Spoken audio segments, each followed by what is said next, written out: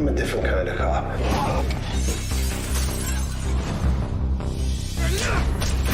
We knock down the doors other cops don't want to.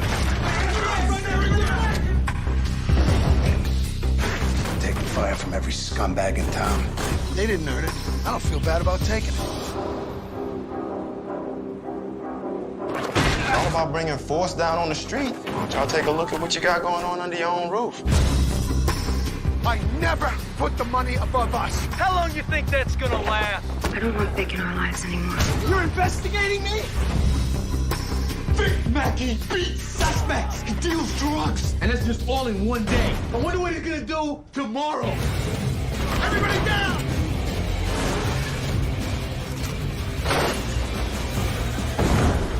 Hey, my day's just getting started.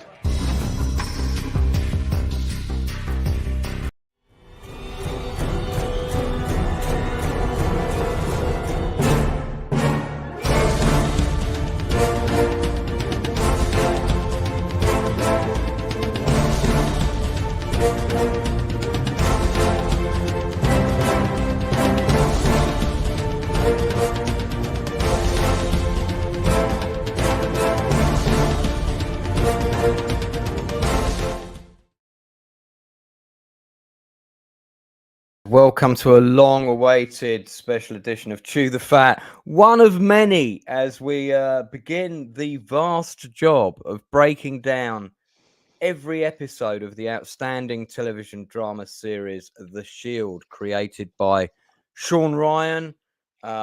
Massive team to talk about, lots of names to be singing praises of this evening, but we'll get to all of that later. My regular co-host for this spot, once again, of course, is the trusty inside man. Now, my understanding is before I recommended this to you, you hadn't seen it before. Is that correct? I'd never seen it. I'd never seen it before. I was aware of it, and I was aware of its impact in television history, let's just say. And certainly, you know, there are many of my friends who are huge fans of this show. But it's just one that I'd never got around to seeing. I mean, but boy, oh boy, am I glad that you recommended this. And wow, yeah, I can't wait to get to grips with it. I genuinely can't wait. For people that there's been a huge number of people that I've recommended this show, and without exception, so far, no one has taken up the mantle to watch this show and gone, yeah, it wasn't really for me. Everyone's like, oh my God. We've got 5 panelists here today. We might be joined by a 6th. Some have been people that have watched the show from day one, and others like yourself have only just watched it. So before I bring in my ruckus plethora of other guests, just to remind everybody how this is going to work, we're doing 3 episodes tonight, quite a bit to get through. What I'm going to do is do a kind of overview of the pilot. I'm not going to go through the detailed story of all 3 episodes, but we'll do a fairly detailed breakdown of the pilot, which in my view is a writing masterclass of how to do the perfect pilot.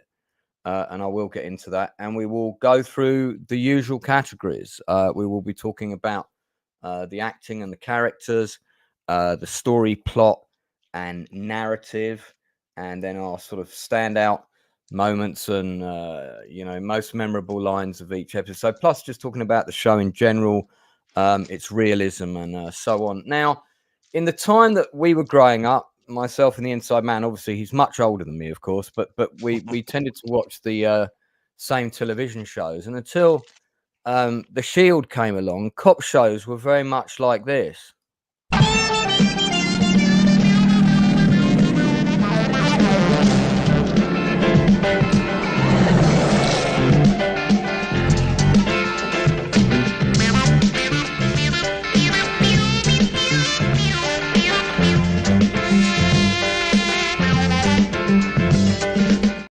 That was the first television show I was allowed to stay up late and watch, followed by The Professionals. And I did enjoy Starsky and Hutch, I have to say. There was an especially good 2-parter. But it is one of those kind of cops are all good, the bad guys are bad. nothing dreadfully violent happens. No one breaks any rules too badly. It's all a bit. I mean, we had that. We got Chips. We had T.J. Hooker. You know, everything before the Shield was quite black and white. Is that fair? Yeah. Yeah, I think the one that really maybe started to turn things maybe was Hill Street Blues. Yeah, they dove, especially later on in the show.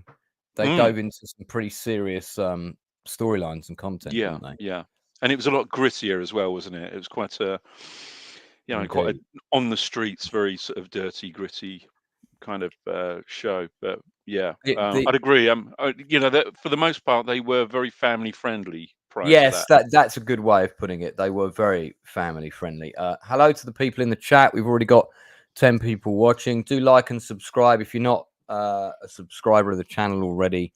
Loads of great content to come. I'm about 130 subs away from 4,000, so I would really appreciate your assistance. I'm going to get into this argument, Melvin. The Wire is still better. I strongly disagree. I think The Wire took all the plaudits. And this show got overlooked as a result. And The Wire is the first season is only the police, then it's the criminals, then it's the politicians, then it's the school system.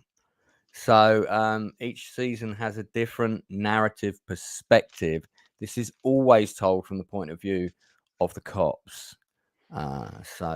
Anyway, so Melvin, before you die on that hill, I'm going to bring in my other guests. Now, what's great about this selection of guests is most of them have spent quite a bit of time in the back of police cars and indeed prison. So they'll be able to bring those unique perspectives. I'm not joking, by the way. That's true. That's why they were selected, for their insider knowledge into criminal activities as well as the police. Of course, we have our lovely friend Blue Collar Loser. Kind of Loser's been back for a cop car and been in prison, and is devilishly handsome in prison. You were devilishly handsome in prison. Yeah, I didn't age well. Ah, dude, you must have been popular. We'll get into that later or not. I was. The person who was ruling your wing and possibly made you his bitch, Lord of Toxicity. Yes. Shot caller toxicity. That's how I roll. President Trump is in the chat. I find this to be a great show. It is. Always interesting to have these celebrities in the chat. Last but by no means least, certainly last for the moment, we have also Darth Plato. I'm not aware of Darth Plato's prison experience, but perhaps he'll share later. No, sorry to disappoint. Okay, all right, okay. By the way, don't forget the impact that Dragnet had on the recruitment for the police force. Right. No TV show generated recruitment for the police for joining the police than Dragnet did. That's interesting. I hadn't thought about that. So before we dive in, I want to ask each of my guests 2 questions. I have my sand timer here, so please keep your answer under the Leroy specified chat time. Two-part question. First of all, first part, what was your favorite cop show prior to the year 2000? Okay. And the second part is, where and when did you first see The Shield? And, did you binge it all pretty quickly, or how did that go? I'll answer first quickly. So prior to the year 2000, my favorite cop show probably was American. I would definitely go with Starsky and Hutch because I grew up with it as a kid. First TV show, adult TV show I was allowed to watch with my parents. As soon as I heard that, I kind of like running down the stairs like a Dalmatian into the living room and quickly sat in my dad's lap, sort of, want to watch? It's a bit late for you, that kind of thing. And then British, it was probably Prime Suspect, which is based on a series of books by Linda LaPlante, far more gritty, far more real. Probably the closest thing we had to The Shield up to that point from the British side. Inside Man. In terms of British, I think it would have to be, my early years, the Sweeney.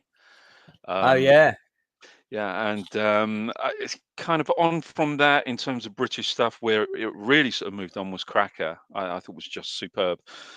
Jimmy McGovern's Cracker, just wonderful. But American show, The it cops was are more Hawaii. cops are more side characters in Cracker, though. Cracker is Yeah, told yeah, yeah. That's Bobby right. Yeah, Coltrane's point of view. So yeah, it's a drama yeah, set within the world of police, but I wouldn't call it a police drama per se. yeah. In terms of American, it was Hawaii Five-0, hands down. Oh, fuck yeah, of course. Yeah, Absolutely, just loved it. That Loved was it. that was another one I was Look him amazed. down on Murder One. Yeah, I- yeah, That sounded good. yeah. That was good. Okay, Blue. Like many kids, stuff like Miami Vice was huge for us. My grandmother got me into Matlock. I watched a lot of TV with my grandmother. She loved Pierce Brosnan, Remington Steele, but I'd say for me, probably 21 Jump Street and Miami Vice were my cop shows growing up. Yeah. Funny thing was Miami Vice when it dropped. You know, the whole designer stubble, the clothes, the neon colors, and all that. It was. I was a sort of mid-teenager then. It was perceived as proper cheese. And I've started rewatching it, and it's actually aged much better than I thought it would Agreed. as a show. Yeah, you'd think it'd be more cheesy now, No.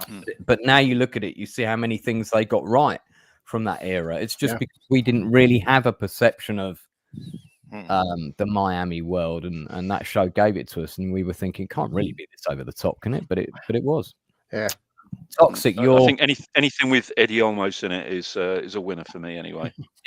Indeed. Toxic, your sort of first cop show draws before this? I don't know if it counts as a cop show. I'd like to think Magnum PI and Yeah. was a big one that we watched every week. And then Miami Vice. I'm from Miami, so that was like a big thing. Yeah. So yeah, I agree with both you guys. And 20, I had forgotten about 20 Jump Street. That was pretty good in my formative years. Just like Blue says, although that I thought that was really kind of, even as a kid, I thought that was a little outlandish. Yeah. Right. But Cool. Darth. I'll give you two answers. Early years, later years. So the early years, the best cop show I saw was The Streets of San Francisco. I used my to love God, that. yeah. I love that. That had sort of slightly more serious stories than Starsky. is that the and Michael Hutch. Douglas show? Was that the Yeah. Michael Douglas? Quentin And Martin Carl- production. Carl Martin. Carl Carl the Nose Malden. Carl Morton, yeah. Okay. They used to call And him Pussy Nose, didn't they? Yeah. yeah, great show. Later on, however, there was another good show. It wasn't as good as Good San Francisco, but it was still a good series. I liked watching it. Was Silk Stockings. Really? Silk Stockings. Yeah. I thought that was a porno. I've not heard of that one. Not too far off. It was one of those USA late night type deals. Yeah, but it was very entertaining. Popular in the early 90s. And I'll give you one more just for the humor of it. Is because it was a cop show. Was Forever Night. It was a cop show. Yeah. Oh, you're right. Yeah. A good point. Yeah. Good Okay. call. I'm not familiar with the soft porn world of late night American. Forever Night was another USA when he was a vampire cop. Oh, okay, yeah, I vaguely remember that. Vaguely. All right. So, where and when did we first all see or hear about the Shield? So, the Shield debuted in the UK. In I think it was 2002. I'll just double check that. I should have all this information to hand. And the Shield and the Wire dropped within a few months of each other. Wow. In the same year.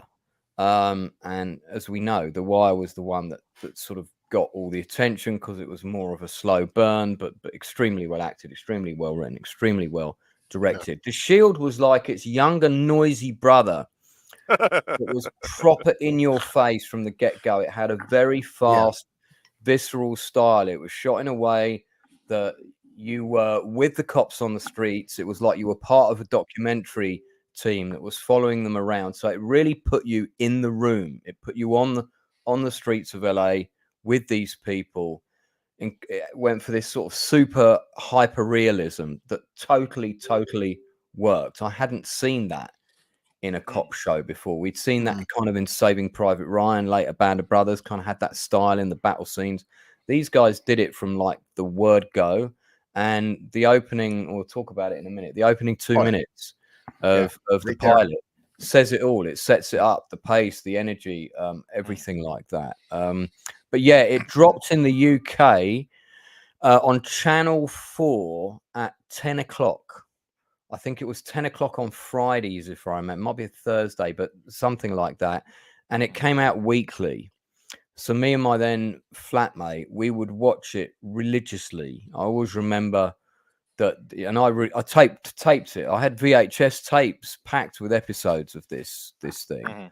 March 12th, 2002, 13 episodes, and I saw about the first 2 seasons, and then for whatever reason, the airing time and day, I think, changed, and I didn't see.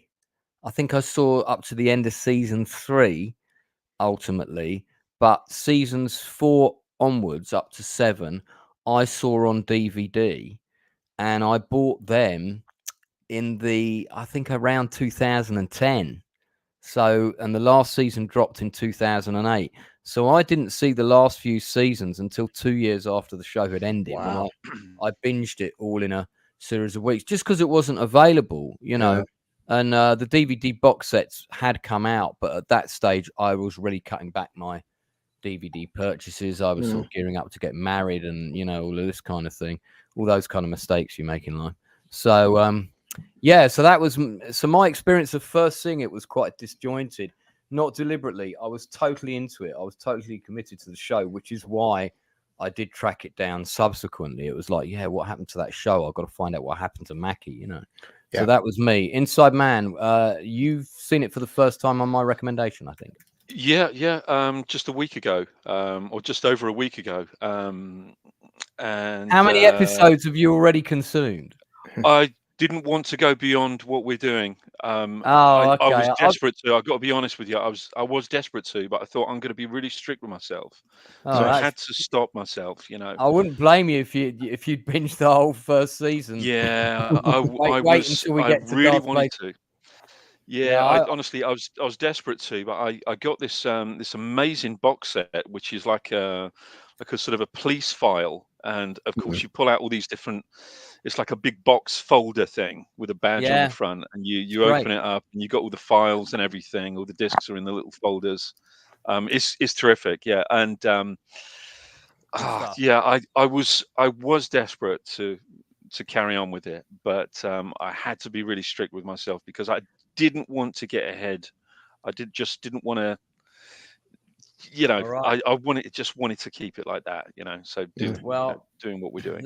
Let's move on. So Blue, where and when did you first see this? So yeah, I would have been 20 at the post office, and FX was for us in America a pretty new still baby network. And as you guys will talk about, I think the Shield definitely pushed the boundaries of what was allowed on television. Yes, the Wire wasn't HBO, but everyone knew HBO home box office. Also, you had to pay extra for HBO. That this was on regular cable television, and even making stills for you guys, the stuff they were doing and saying was just damn sure like this wasn't something we were used to seeing on regular television. Yeah, and like you said, and the grittiness, the rawness. This was at the time like I've never seen a cop show. Vic Mackey, I've never seen anything like this. Episode 1, I'm like, what? This is not the cop shows I'm used to. Yeah, indeed, and I mean, this show would never get made today. Never. Nah. It just would, you know, the super liberal left would be up in arms. Like, you can't depict gay characters like that. You can't do this. You can't. But it's anyway. We'll get into that. So Tox, when did you first see it? Yeah, so believe it or not, I used to be a cop, and when I got to my first duty station as a military policeman, first thing I did was get my internet and TV set up so I could watch TV when I was off. And I got FX channel, and they were just bombing me with just constant promotions on FX for this new show called Rampart. And I was like, wow, this looks good. Oh, wow. And then that was the original title. Yeah. Then it got delayed, and I saw Training Day, and then got married in February 2002. And then the very next month, the show started, and my wife at the time, and I just started. We had binging it, and then we started having little shield parties where we'd have guys from my unit would come over, and we just and their wives, and we'd all sit around watching it. Everybody would be like, "Shut up, the shield's on," and stuff like that. So yeah. Ah, that's cool. So yeah, and it's interesting. We have a former cop on there. So and criminal. Indeed, I wasn't going to say that, but you jumped in, so that's fine. That's okay. It's okay. You signed up to be a cop. You watched The Shield to learn how it's done. That's what. Yep. Damn you, Vic Mackey! You turned me. You turned me against the force. Damn it! It's yeah. It's the Shield's fault, definitely for sure. Darth. Yes. How did you? Where and when did you first see this? I think again on my recommendation. I think that's correct. I didn't know anything about this series until you recommended it 3 weeks ago. I watched the whole thing in 15 days. Wow. You watched like all 7 seasons in 15 days, right? Yes, right. Yeah. So I watched an average of 6 episodes a day. Damn. Yeah. Oh man, I mean, it's a show that can definitely grab you like that. That and Sons of Anarchy are the 2 shows that when I rented the DVDs, I was like binging them till I was done. Yeah. And funnily enough, they both have the same writer, Kurt Sutter, although he wasn't on the show initially. Yeah. He came on as an actor, but he joined the writing team. By season 3, he was the head writer on The Shield, I believe. Yeah, so, early 2000, I wasn't watching any TV, so something like this just completely passed me by. Yeah, that's back when I really started getting serious about school. I don't know if you're aware or not, but this series, The Shield, is actually loosely based on real events. Yes. Yeah. No, the guy originally he was writing a film called The Rampart Scandal. Then that got developed into a TV show, Rampart. And about the corrupt cops, and I've seen every documentary going on that topic. Funny. Yeah, there was also a term that they used called craft. That was also a term that they used for this kind of street gang sort of intervention unit in the LAPD. And also this shows about the corrupt cops and the excessive force that the LAPD uses. LA has a long history of this. LAPD, I mean.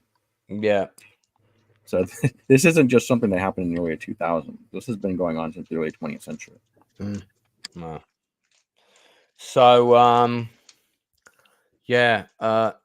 Scott Brazel was one of the key people behind the show as well, who was the executive producer from season 2 until he died in 2006. I know Toxic gets upset if I don't mention someone who's died. Unfortunately, he was taken by ALS or Lou Gehrig's disease. Tragically passed away at the age of 50, younger than most of this panel. Most Blue, not all. I'm getting there. So, the rate you're drinking, you'll be looking like you're 50. So, okay, so let me talk about the setup here. So, like I mentioned earlier, this is, in my mind, if you can find a better pilot that sets up a show, that sets up all the characters, that sets up all the relationship dynamics, and the key to this show, the thing that makes it so engaging, is the relationship dynamics between all the different police characters. And this is the first time where I feel that complexity on a human and professional level is explored in a really realistic way. It's not like, even Miami Vice, for the most part, the team always got on kind of thing. It was all about the team, put differences aside. Here, there's mini conflicts going on within the barn, as it's called, in every episode. Again, one of the show's strengths. Key to this, which is established in the first 2 minutes of the pilot, is that Acevedo, who is a recently promoted Mexican, has taken over the running of the barn. So I'm not sure of his rank. Is he a lieutenant? I think Captain Acevedo. Thank you. And and he holds a press conference, and he's a guy with ambitions for political higher office, but he's come in. He's determined to rid the department of corruption and turn life in the sort of fictional suburb of Farmington. What would you call that in America? Is that like a district? District Of Farmington around. Farmington is a hot melting pot of everything that makes Los Angeles today. Bearing in mind this show is 2002, I would say this show feels more relevant now than it did when it first came out. Hold the stills there, please. So you've got the show sets this up very cleverly from the word go, with even the music for the opening titles, which is a mesh of Los Angeles like metal rock and roll fused with a Mexican style cultural rift in it. If you listen to the two blends, Definitely. And that is the melting pot of Los Angeles, and it's this high energy clash of culture, confusion and misunderstandings all coming to a head. Straight away, we're introduced to all of our main characters within a couple of minutes.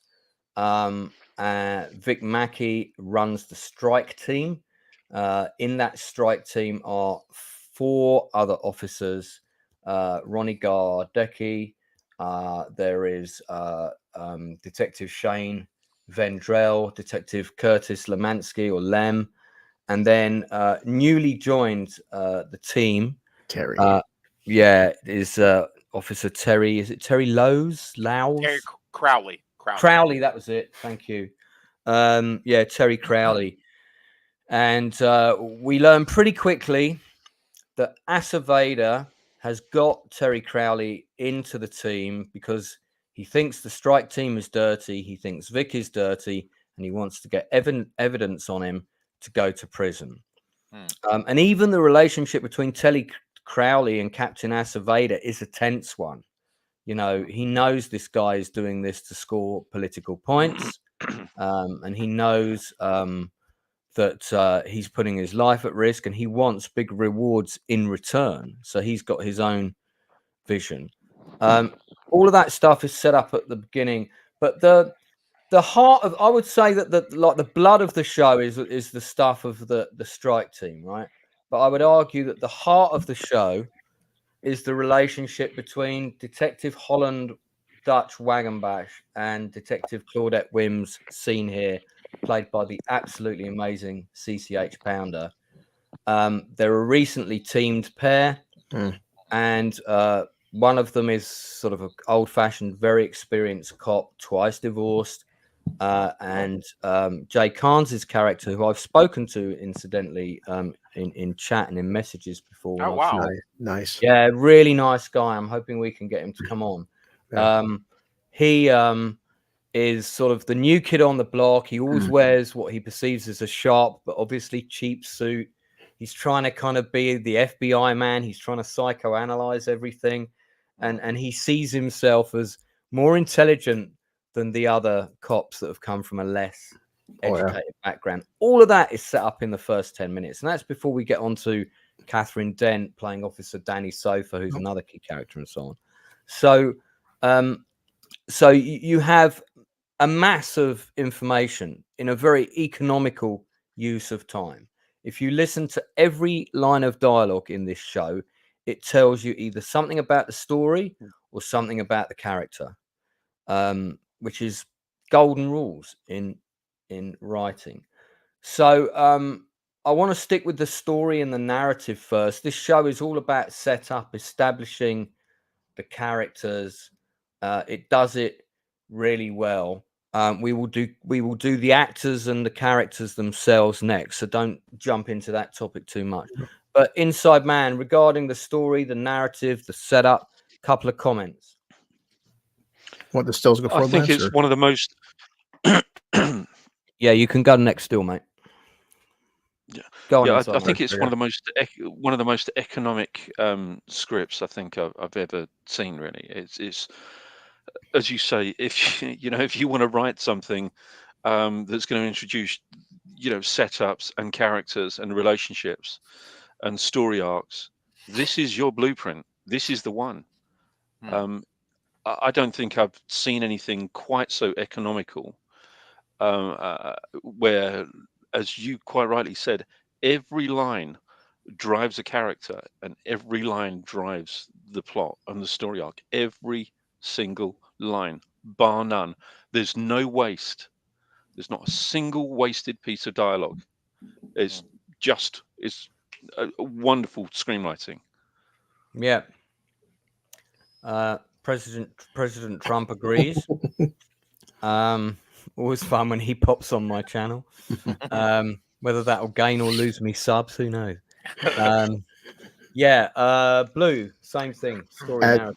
As Inside Man said, the hardest part, as you guys know with Band of Brothers, the hardest part for me making stills is not taking screenshots every 2 seconds. And I'm trying to skip over style because I would. It's the hardest part. Every line means something. And so like you said, the storyline, you have, I guess, 4 main points of view. Vic Mack and his strike team. You have Claudette and Dutch and said Julian and Danny and said Acevedo. So it's like, it's funny, the police station, they should be a band of brothers, but it's like they're almost like a high school cliques. There's different cliques. They're all in the same building, they're the same team. But boy, it is, you have the jocks, you have the smart people, you have the hot chicks, and this is a bigger, more dangerous version of high school. That's a very good parallel analogy. Lord Tox, story and narrative, and then I have a question for you. Okay. Story and narrative. I mean, I can't say it much better than how you lot did, but I would say that it's very dense, and it definitely subscribes to the idea of show don't tell, instead of where today they'd be like, oh, that Vic Mackey, he's quite the character. He doesn't respect authority. We don't need that because we get that opening line where Vic just says, I don't answer to you, amigo. Not even on Cinco de Mayo. So you're like, oh shit, this detective just doesn't give a shit what this captain says. So excuse my language, by the way. I think and the narrative is it's amazing. You know what each and every one of these characters' motivations and what they are trying to do within the context of the story right off the rip. You know who you're dealing with. You know who is the experienced operator and who is the the plebe, kind of the new guy or the new girl, depending on the situation. And you get a real feel. Plus, you get a real feel for the environment which they're in. I'd say maybe the only other pilot that does it as well would be maybe the pilot episode of Serenity, but they had 2 hours with their pilot. So that's just cheating, isn't it? So a little bit, but yeah, this is a proper tight 48 minutes maybe. Yeah. There's no fat. There's no fat on this at all. Actually, sorry, it's 45-58 seconds, and the titles are very short. So not like Acolyte titles with 7-minute recaps. Well, also the opening, the titles, they build in as they're showing the titles. They're also building in the narrative and scenes between titles. So it's like that. Yeah, it's not like titles then show. It's show with the titles. I love that. I love that style actually. Toxic, your question started for 10. What is the first thing we learn about Detective Wagon Bash from the first line that he says in the pilot? Oh boy.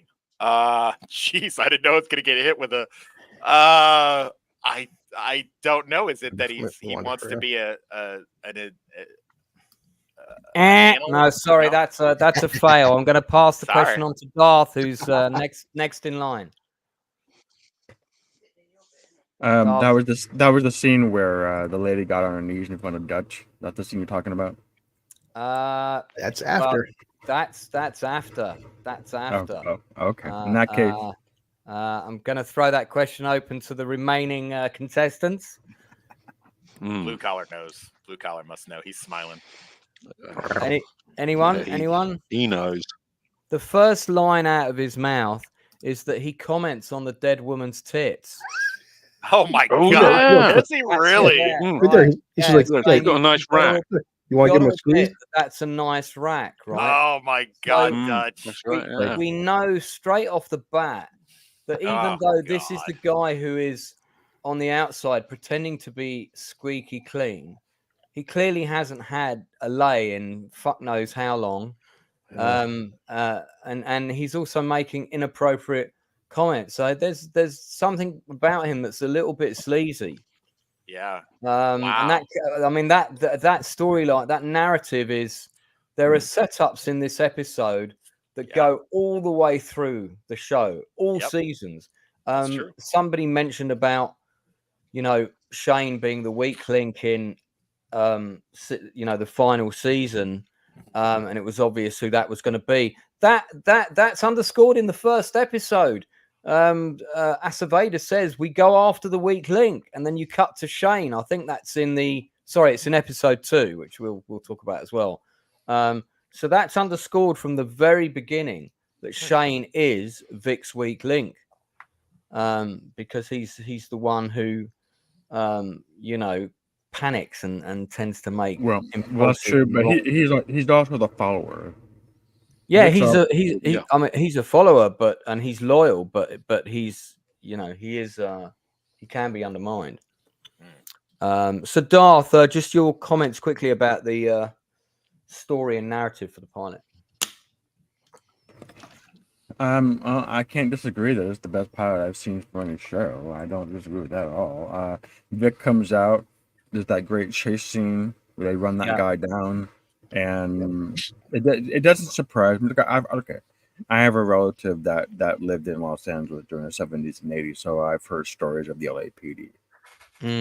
So everything that you see in this series is very easy to believe. So I absolutely believe that Vic Mackey would go up to say and go, "Oh, look at you got a third NAD," and then just brutalize the guy right there in broad daylight in front of people. He absolutely would do that. I thought Dutch and Claudette were a good opposite of each other, because we'll come on to characters and actors next. Okay. Focus more on the overview story and narrative. Okay, the overall story is Vic is obviously the dirty cop that's leading a group of other dirty cops. Aceveda wants to take the guy down. He sees it as a stepping stone to his political career. You've already commented on that. I think it's a great plot. It drives the entire season and indeed the entire show.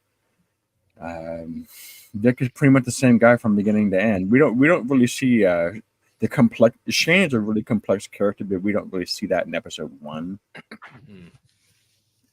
That's really what. Okay. Yeah, well, we'll get on to the characters and the actors next. And God, what a cast! I mean, what a cast! Few casts are as strong as this from like the get go. It's like a series of perfectly working cogs in a well-oiled machine. So yeah, I mean, this is, as I said, for anyone who watches, who is a budding scriptwriter, watch this show. It is the perfect pilot, and you're setting up a multitude of characters. You're setting up at least 10 main characters in this first episode, along with a few other supporting characters, some of whom will go on to have major storylines. Yeah. As the show progresses. So before we move on to cast and characters, I just want to say a bit about the man behind the show. So Sean Ryan, whom I wrote to coming out of lockdown in 2021, when you had time to do these things, I wrote him a very long email, tracked him down, and told him of my love for the show, and also how it had sharpened my writing skills. This show had a massive effect on my writing ability, without a doubt, more than any other show, I would say, and really kind of taught me how to kind of drop certain story beats, cliffhanger endings, engaging characters, but characters that are complex. The thing that I said when I wrote to Sean was, I said, the reason this show is so good is because no character is completely good or completely bad. You love someone one episode, you hate them the next. because of something that they do. Everybody has likable traits. Even Vic Mackey, you know, he shows his humanity. He shows his human side on more than one occasion. Not to mention the fact that, as is illustrated so well in episode 1, which is probably one of the best setups in the pilot, even Aceveda, who wants to take him down, when he knows that there's a child's life at risk, Vic, I need you. Yeah, who are you, bad cop? No, good cop and bad cop have left for the day. I'm a different kind of cop. I mean, oh yeah, probably one of the best lines ever written for a show. Might be my favorite line, but we'll come on to that. So, you're talking about duality, by the way, as in people being two different types of people. Yeah, he on the outside he's the cop doing a job, but he's also doing this side thing within law enforcement. He seems to be a man that loves his wife and his children, but at the same time he's not entirely faithful. And there's that duality you see a lot in the show. You see it with Julia as well. Yeah.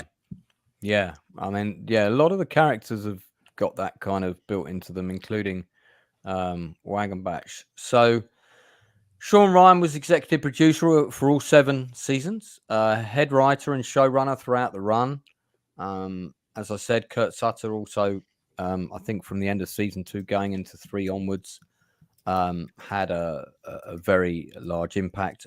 Prior to doing The Shield, Sean had worked on My Two Dads as a writer, Life with Louis, Nash Bridges, and Angel. But The Shield was his first show. It was his the first time he was commanding the ship. It was his concept. It was his idea. And boy, did it work. I believe Mr. Ryan also has a background. I think he was an ex-cop at one. I want to say he was a cop at one point. I've read that somewhere, but I don't have that information to hand right now. Or it's either that or that somebody, maybe he had a brother who was a policeman and he heard all the stories. Regardless, anyway, he had some emotional tissue connected to the police department. So Ryan had the idea for an alternative ending, and he drew quite a lot of inspiration from the film Donnie Brasco, where Al Pacino's mobster character, he said, wouldn't it have been interesting if Al Pacino turned around and just killed Johnny Depp once he realized he was an FBI agent? So Ryan did comment later that if he'd known how long The Shield was going to run for, he would have had a few more episodes to help establish Crowley's character before Mackie kills him off. I'm actually glad that they didn't do that, because this has got one of the best endings of an episode 1 ever. Police turn around, kill somebody in their own unit, and you're not quite sure why that's happened. I mean, you've got some sense of it, but how did they find out? Now, did anybody on the panel see that ending coming? Because I'll be the first to admit I did not when I first watched it. Yeah, definitely. You saw it. Yeah. Oh yeah. Yeah. Care to elaborate, Toxic. The pause was to allow you to continue. I see. Thank you. Yeah, no, when I said we had the watch parties, that's exactly what we did. And I remember almost everybody in the room going, oh, they're going to kill his ass. Like everybody, because it's a room full of, soldier policemen. Yeah. And then we're all just like, oh, he's dead. I was like, because we had during one of the commercial breaks, we had said, do you think Vic knows? They're like, yeah, that's why he's bringing him on there, because that's a pretty well-known tactic to, if you have an informer among you, get him killed in the line of duty. Not saying that I would. I mean, that's obviously wrong, obviously, but yeah. Sure, and I don't disagree with that, but I didn't think they would necessarily do it in episode 1. Yeah, I didn't think that was going to happen that quickly. and nor did I think it was necessarily going to happen that way. Incidentally, I want one of those Strike Team T-shirts that Mackie is wearing. Well, getting him killed in the line of duty is really the only way you could do it. I mean, that's probably why Al Pacino wouldn't do it in the Donnie Brasco scenario, because if you kill a cop, you got the entire U.S. government coming down on you. Go back on the stills, please, Blue. Sorry. That's all right. Just go back to the this scene. Thank you. Hold that one. What do we learn about Vic Mackey from this scene? Got a wife and kids. Apart from that, anyone? I think he likes to show off a bit. I think this shows that he's a bit of a show off. He wants to be like the father figure to all these guys, but he also wants to say, look, this is what you can get if you follow along with me. You can get a pool, a nice wife, good kids, and these are the things you can have as long as you guys. I mean, I'll say it in 2 words. This isn't just a a house with a pool. It's a house with a very nice pool. There's lots of chairs that suggest lots of big parties. People come around on a regular basis. I knew as soon as I saw this scene when I was watching the first episode, this guy's on the take. This guy's ripping off money from dealers. Wait, is that his house? Are you sure that's not Gilroy's house? Yeah, that's what it said to me. It was like, because detective salary. How are you? And he's got quite a family, 2 kids, all of that. How is he getting by? But you see in this scene as well, he specifically mentions all the overtime he's done. That's to cover what this guy is looking at, because this guy is processing in his head in this scene. Can he afford this? Yeah. And Vic's saying, yes, I can, because I do lots of overtime. Go on, Don. And also, this scene you can contrast with the scene where Julian and Danny are talking to those folk on the street, and Julian's like, "How exactly did you afford this? You got a $30,000 home, $400 tires, and $400." So there's a good contrast there. My income's none of your business, man. I don't have to answer to you. There's one more angle to Vic Mackey that I've noticed, however, and I don't know what kind of reaction I'm going to get to this, but he kind of gives me some cult leader vibes. Some what? Some cold cult leader. Oh, cult leader vibes. Yeah. I mean, if he hadn't become a cop, he may well have taken over some small. Because he's so controlling. Yeah, I'm cheating a little bit because I've seen the whole thing. Yeah. But that's a consistent theme all the way at the end. He's extremely controlling. He can't not be in control. He's like that even when he's dealing with his captain. Yeah, and when he's dealing with his family, and his wife is probably one of the few people to stand up to him. Yeah, the only real exception to that is really Gilroy. Yeah. And even episode 1, we see that Vic also right here. He can be very charming, into the point where Dutch is like, "Why does everyone here love this asshole?" Yeah. Well, we're going to talk about Dutch in a moment. Does anybody want to mention anything about the story, plot points for episode 1? Anything that we haven't brought up? I mean, obviously, a lot of it relates to character because it's a very character-focused pilot. I think the time, I think you touched on it, Lance. I think the time that this was aired back in early 2002 and it was advertised in 2001, this had rarely been done. And there was a lot of questions about if this could be done. How are you going to have a main character that shoots a brother cop in the opening pilot? But the success of Training Day had kind of gotten the studio, there was a lot of kickback because they were like, 9/11, where we really love cops and first responders and firefighters now. Can we sell a show where the guy is kind of a bad guy and follow along that? And I'm racking my brain. I don't think that had been done really before in a primetime show where the main character, well, maybe Sopranos, I guess you could make an argument for Sopranos, but I mean, he's obviously a gangster, though. So it hasn't been done where. No, I don't think there was a show where a police procedural show where the lead character we knew was dirty, not only dirty but a killer. from Yeah. the first episode. Yeah, the dirty there stuff was he does there was like the least. Yeah, go ahead. Yeah, sorry. So I was going to say there was a Rodney King reference, wasn't there, in this episode as well? Yeah. Yeah, and I mean, because this show is basically sort of coming out of the ashes of the Rodney King beating, the LA riots, the Rampart scandal, the corruption, the watch riots before that. Yeah, so it's all sort of, it's the embers coming out of those fires, and I think that's one of the things that makes it, one of the many things that makes it so brilliant. Oh, Northern Bastard is in the chat. He's trying to find Plato's channel. I don't think Plato has a channel. I do not know. That's why you can't find it, Northern. Nerdly has not watched this show in years. This is my 6th time watching it the whole way through, and do you know what?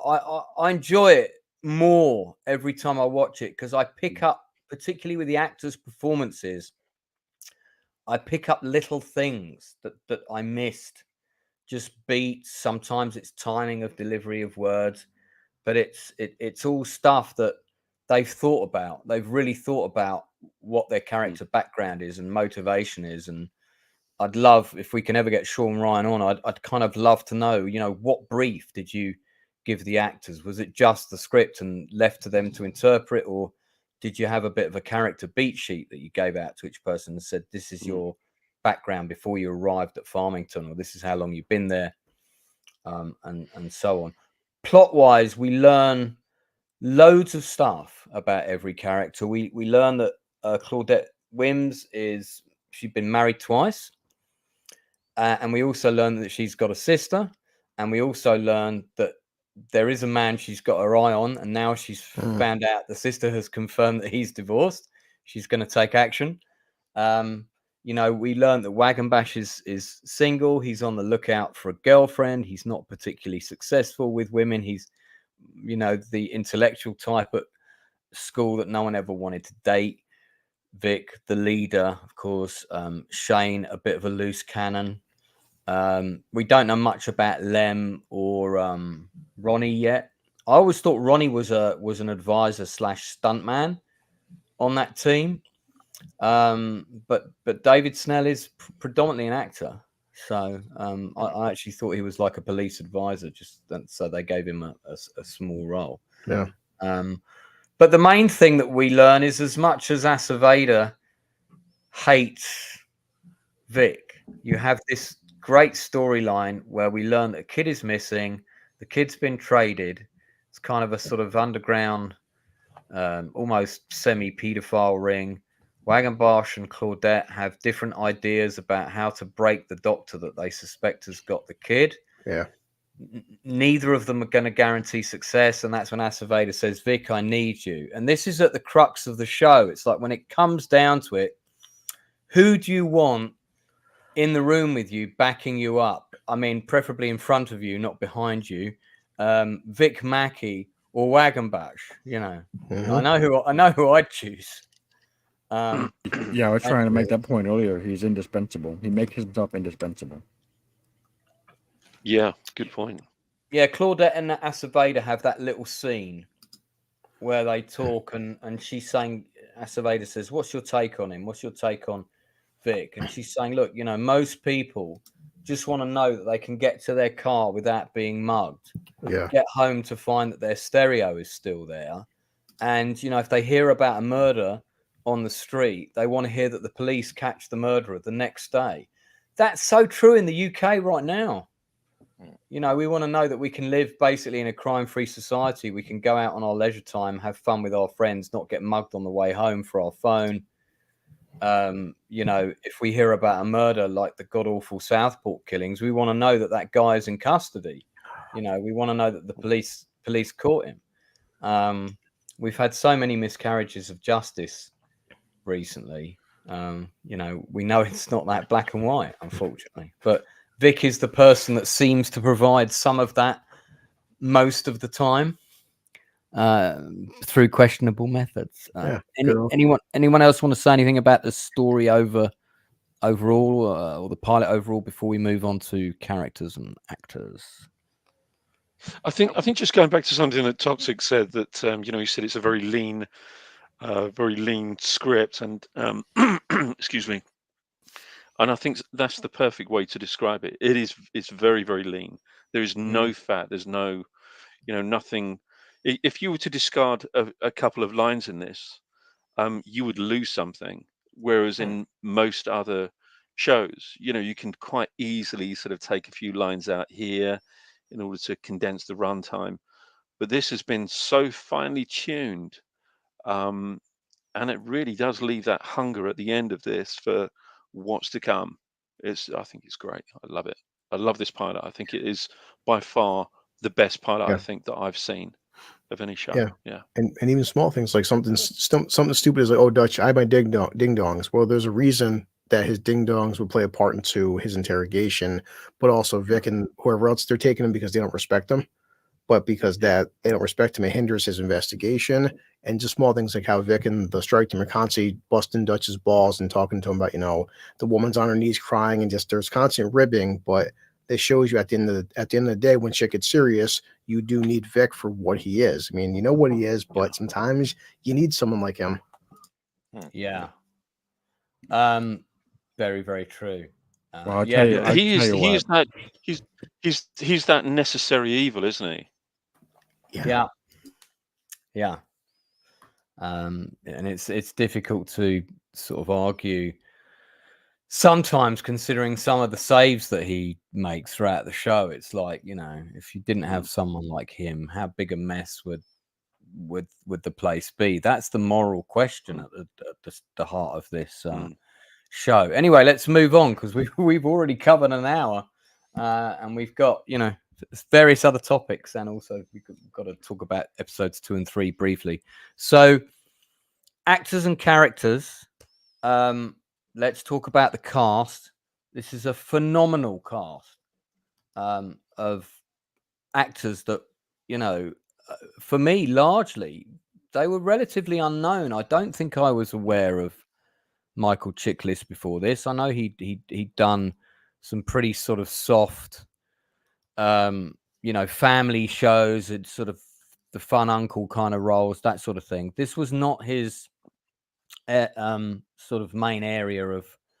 It's not what you would cast him. You wouldn't think Michael Chiklis for this character, but he did such a good audition that Sean Ryan realized that he could humanize the character, and that was very important. You've got to like Vic, and that's shown through the scene with the prostitute, where it's like, and that Vic has slept with that woman.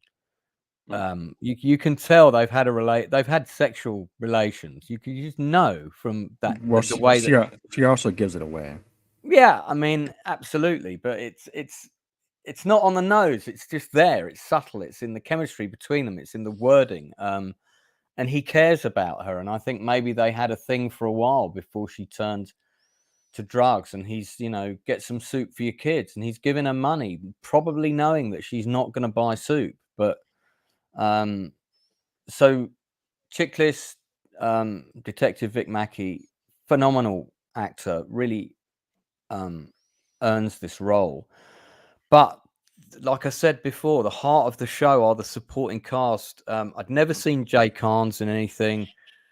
Him and CCH Pounder, who I was very familiar with, followed her from her days in ER, is the perfect pairing of two powerhouse actors. They work so well together, unbelievably so. Benito Martinez, who I had seen in a couple of things before this, great as Captain Acevedo. And again, representing, the change in the cultural change in LA, the Mexican influences, the Hispanic influences of culture. Walton Goggins is the antithesis of that. He is your Southern jock, probably had a granddad who was in the Ku Klux Klan. Officer Danny Sofa, played by the wonderful Catherine Dent, who also sent me a message on Twitter some time ago when I was raving about how great the show is. She's a phenomenal actress, absolutely incredible actress. where is this woman? You know, when I first saw her in the show, I was like, who is this woman? This woman's amazing. She really, really plays that character. That character could have been really boring and really two-dimensional, not with her playing it. I have to give pundits to Kathy Cahill-Ryan. We don't see much of her in the first 3 episodes, but she goes on to have a very substantial story. That's Sean Ryan's wife. Yep. And, you know, you could be forgiven if some people said nepotism and whatnot, giving your wife a part in the show. Unlike in The Acolyte, here it really pays off because she is, again, another powerhouse actress, very well paired with Chiklis. We don't get to know much about Ronnie Gardocki. He's very much a kind of soldier character, the quiet one in the group. We will get to see more of him later. Kenny Johnson, who's a really lovely guy in real life. He's another one I'm going to be approaching to try and get on the show. He has a really interesting arc with his character, but again, we don't learn too much about him. You've got Chiklis's own daughter playing his actual daughter throughout the show. And those are the main characters that we meet in the first 3 episodes. I need to mention Michael J, who, of course, currently is spending time in prison for the murder of his wife. Yeah, he is. Yeah, was he in your prison? Did you hang out? No, No. The way you said that, it was like, yeah, he is. I had lunch with him one day. You know, I mean, we were in at the same time, but you know, Yeah, he not got in a the bad same. he got a bad case, killing the wife. Yeah, well, I mean, You know what? apparently quite an angry man, and you know, picked up a gun and shot her several times. You know what? I read something about that the other day. Is that when he shot his wife? Yeah, but when the police came and talked to him, he didn't exercise his right to remain silent, and he admitted to the officers that, "Oh, I just wanted to hurt my wife." Do you see the problem with that legally?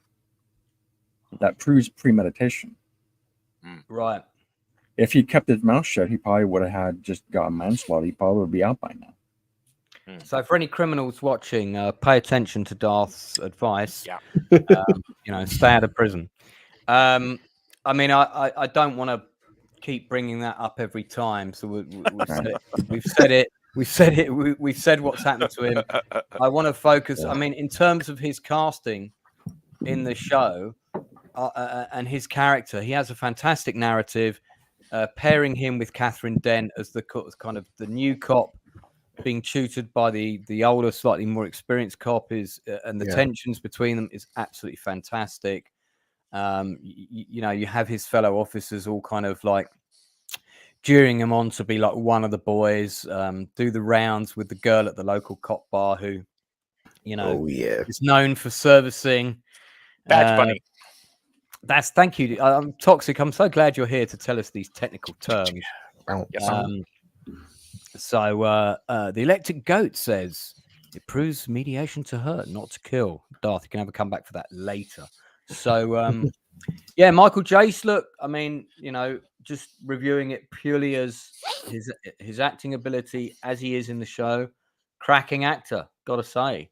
Again, I hadn't really seen him in anything. I think he had a few bit parts in stuff I'd watched, and so I'm going to go to each of my panelists. I know it's really hard to pick a favorite character. I know some of you have seen the whole show, but try and view this just purely as the first 3 episodes. Do you have a favorite character? If so, why? And any comments you want to make about the other cast in general? Inside Man. Favorite character? I mean, it has to be Big Mackie. I mean, yeah, well, that was foregone conclusion with you. Yeah. If ever there was there was a character that really hit the ground running, it was him. It was just kind of like an explosion in the episode. I mean, he literally does explode in the episode. It's just an incredible performance. And I think it's pretty faultless as well. I mean, you do kind of dislike him. You know, you think he's a deeply unpleasant character, but you know that his heart is kind of in the right place in a weird way. Yeah, it's difficult not to love that character. Yeah, I thought it was great. Fantastic performance. Well said. Any other cast members you want to sort of shout out or mention, or just about the acting or characters in general? I don't think there's a weak performance in it. There's I not would one weak I would performance in it. agree. I think as the show went on, there might have been a couple of bit part actors that were, you know, okay, but I don't remember even a bit part actor where I went, oh, you know, how did they get the gig? Whereas you do get that on some shows, to say the least. But yeah, this is not one of them. Every character seems to have, follows a particular thread. You know, there's not a single sort of erroneous thread there. There's not a single thread that doesn't get used. What a wonderful supporting cast, truly.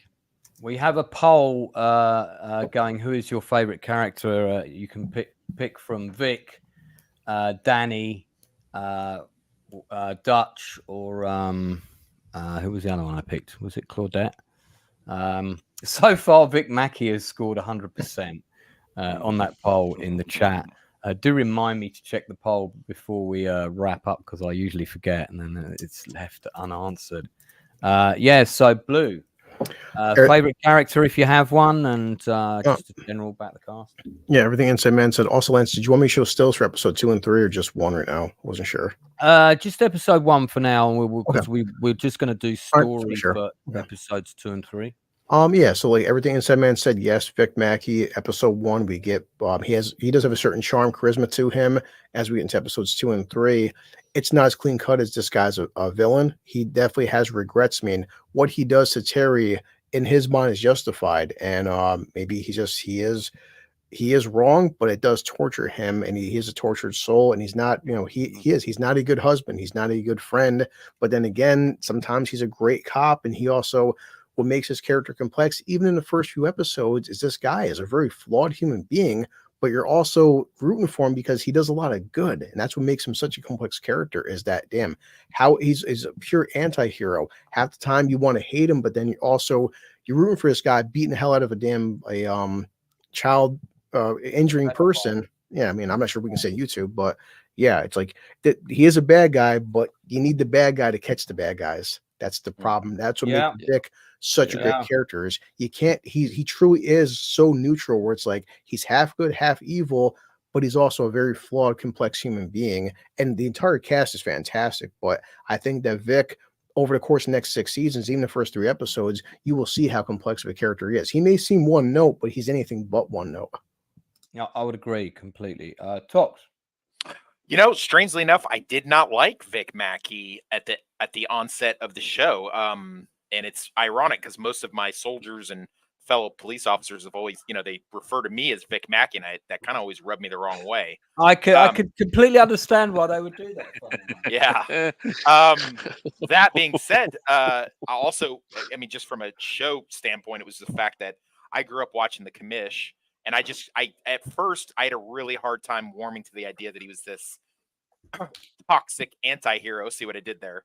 And I thought a lot of the stuff he did in the pilot and in the subsequent episodes that we're going to discuss, I thought it was a little over the top. And I was like, they do level it off after a while, and especially later on.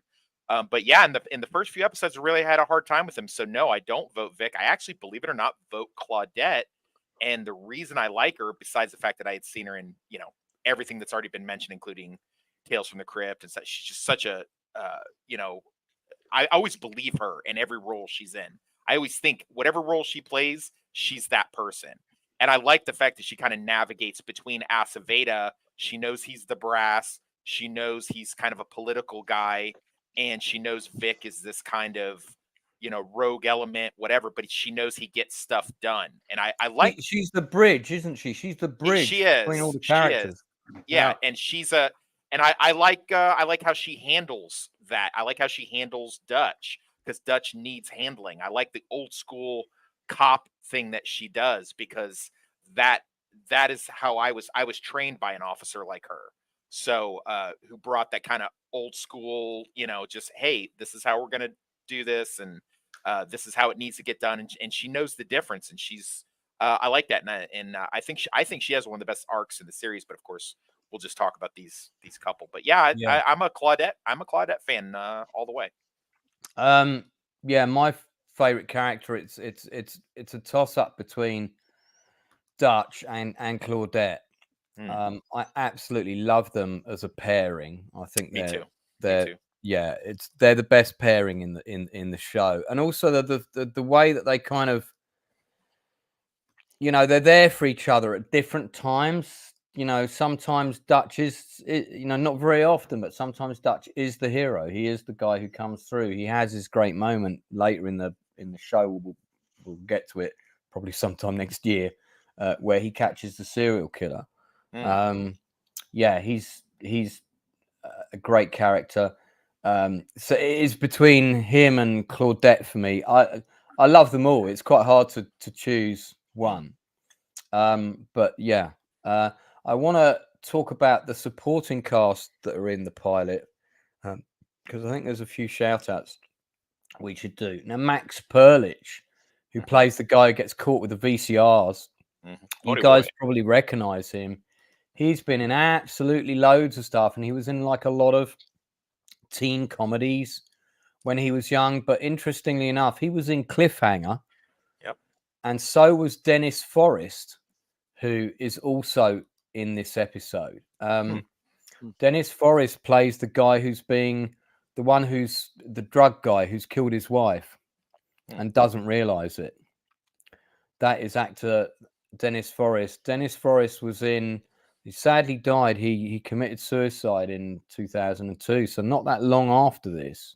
So this would have been one of his final acting roles. This is a still from him in Cliffhanger. He's the guy that fires the grenade launcher up at the mountain and causes the avalanche, and he gets taken out by the avalanche. Phenomenal actor. If you want to see one of his best performances, is in the incredible American Civil War drama Andersonville, which, of course, I had one of the actors come on from that, and we have talked about trying to do an Andersonville cast reunion. So that may happen at some point. But yeah, I really liked Dennis Forrest. It's a shame, that we lost him so young. Tamlin Tomita is the woman who's kind of, the link between, I think she's the press department, if I remember rightly. Yep. And sort of sucking up to Acevedo and vice versa. Jim Ortlieb, who is the doctor with a young child stashed away in his basement, is a well-known character actor, been in absolutely loads of stuff, still a jobbing actor today. He has got no less than 91 acting credits. You can see he's always working. Just one of those kind of dependable actors. You put him in the right role, he does a superb job. He's great in this. I love the whole scene where Wagenbash is sort of like trying out his same psychological tactics and reverse psychology tactics, and he's having none of it. He says, "Yeah, don't try that on me. Not going to work." And then Jamie Ann Allman plays Connie. Not an actress I was familiar with until I saw The Shield. And here she is in The Killing. She's in The Notebook as well. She's gone on to have a fantastic career, and rightly so. She's phenomenal in The Shield. 61 acting credits, still acting today. Played a major character in the miniseries Candy, which is worth watching if you haven't seen it. Some people really love Bosch. I never got quite into it, but it's a very highly regarded show. I stopped watching Criminal Minds after like season 37. But yeah, Longmire's a show that I had a lot of time for, and of course she was in Chicago PD, which is a good cop show. It's the best of the Law and Order family shows, in my opinion, because it's the most realistic. So yeah, even in every supporting role, you've got a really seasoned character actor in all of these small parts. So we need to. I didn't mention it earlier. This episode is directed by Clark Johnson, extremely well directed. But we should also give a shout out to the casting director. So the show was cast by Deborah Aquila and Trisha Wood. Casting directors don't get enough shout outs. They will, of course, bring all the actors to the director's attention, say you should cast these people. She has gone on to be the casting director on La La Land. She was the casting director on Shawshank Redemption, which has a phenomenal ensemble cast, and a gazillion other things. So, you know, okay, she also cast The Spy Who Dumped Me, but and the remake of Overboard, travesty. They should never have remade that. But she's got amazing casting credits there. So Trisha Wood, let's just have a quick look. Yeah, also worked on La La Land. I have a feeling the two of them work together because it seems like they have there's quite a few crossover credits there. And she worked on pretty much all of The Shield. Yeah, so started off as a casting consultant on The Shield, I imagine working for the other lady. Nice that they both got credited. Yeah. So yeah, outstanding cast. If you had to give this episode to one actor for outstanding performance, that's so hard, isn't it? That's so hard. It's like, can you really? I don't think you can. I don't think I can ask that question because for me it would probably be between Chiklis, Dent, Goggins, Carnes, and CCH Pounder, and probably Benito Martinez is very good in the first episode as well. So, you know, it's quite hard to choose one. And I don't think, even though Chiklis is the hammer, I don't think he carries the show. Everybody carries their weight in this show. I do think that he drives it though. He does drive it, yeah. Because he's the ball in the china shop, isn't he? Yeah. Yeah, that's what I was gonna say. Is Vic Mackey's like a force of nature. There's you have fire, water, earth, air, and then you have Vic Mackey. He's the fifth element. He's practically the fifth element. Yeah. Yeah. Interesting. I don't particularly like the guy, so he's not necessarily my favorite character. I probably would go with Claudette in that respect, but but Vic, he's definitely the engine, not the caboose. Claudette is very much the moral compass of the show, I think. Yes. You know, she represents the type of cop that we all hope is out there, well balanced, dedicated to the job. So, you know, has no personal life, but you know, makes a great commitment to the career, and you know, she's not behind calling out her fellow policemen when they do something wrong, but she's also not behind looking the other way when needed. Electric Goat says Dutch also has a moment where he strangles the cat. And that spoiler. Yeah, that comes later, but I'll comment about that. When that happened, I honestly thought that was a setup to Dutch either being or becoming a serial killer later in the show. Yeah, I was going to say that myself, yeah. I really thought they were going to do that. I'm kind of glad that they didn't. He just wanted to see what it was like to see the eyes go out. You know, and we'll talk about that when we come to that episode. But yeah, I did think that was like a red herring setup, or maybe they thought they might do it, but perhaps the actor argued against it. So let's go back to these. So favorite line or moments?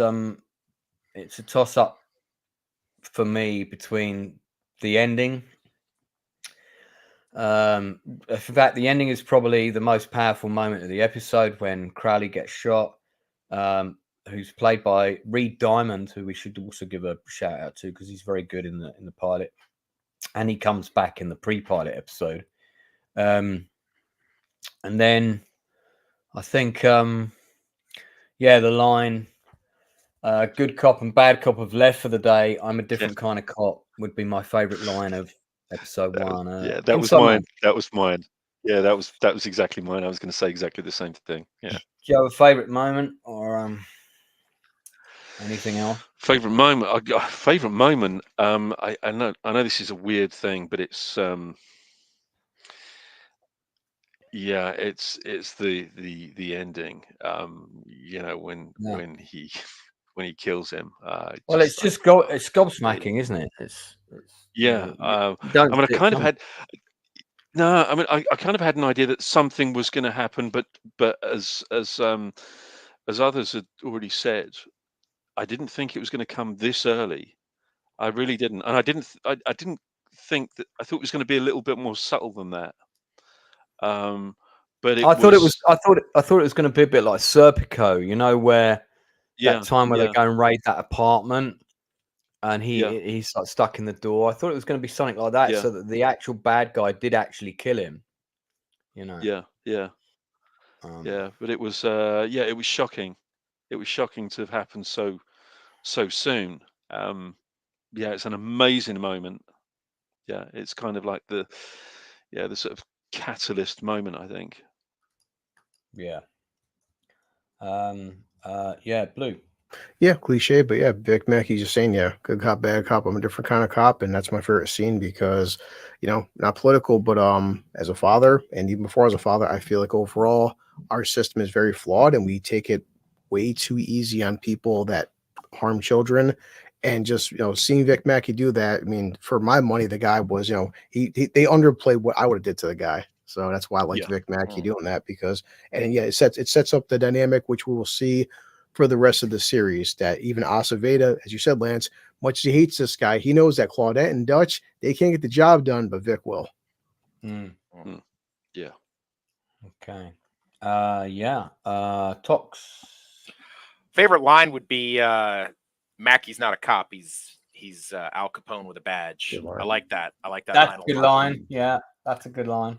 Favorite scene is well, I guess it's just the anarchist in me is I always wanted to tell my captain I don't answer to you, and I always wanted to have one of those moments. My whole career I never got to do the whole I'm relieving you of your command, I'm running the show type thing. Not to that extent anyway. So I always thought that was great. I remember watching that, and me and my friends just because we were all just soldiers and we all wanted to tell our lieutenant or captain at some point, hey, we got this. We know what we're doing, sir. Back off, So I thought that was one of my favorite scenes. So Well, seeing as you've mentioned it, that's a clip I want to show, which I think sums up the main antagonistic relationship. Of course, there are smaller ones like between Vic and Dutch, but this is the main one that's at the heart of the entire show.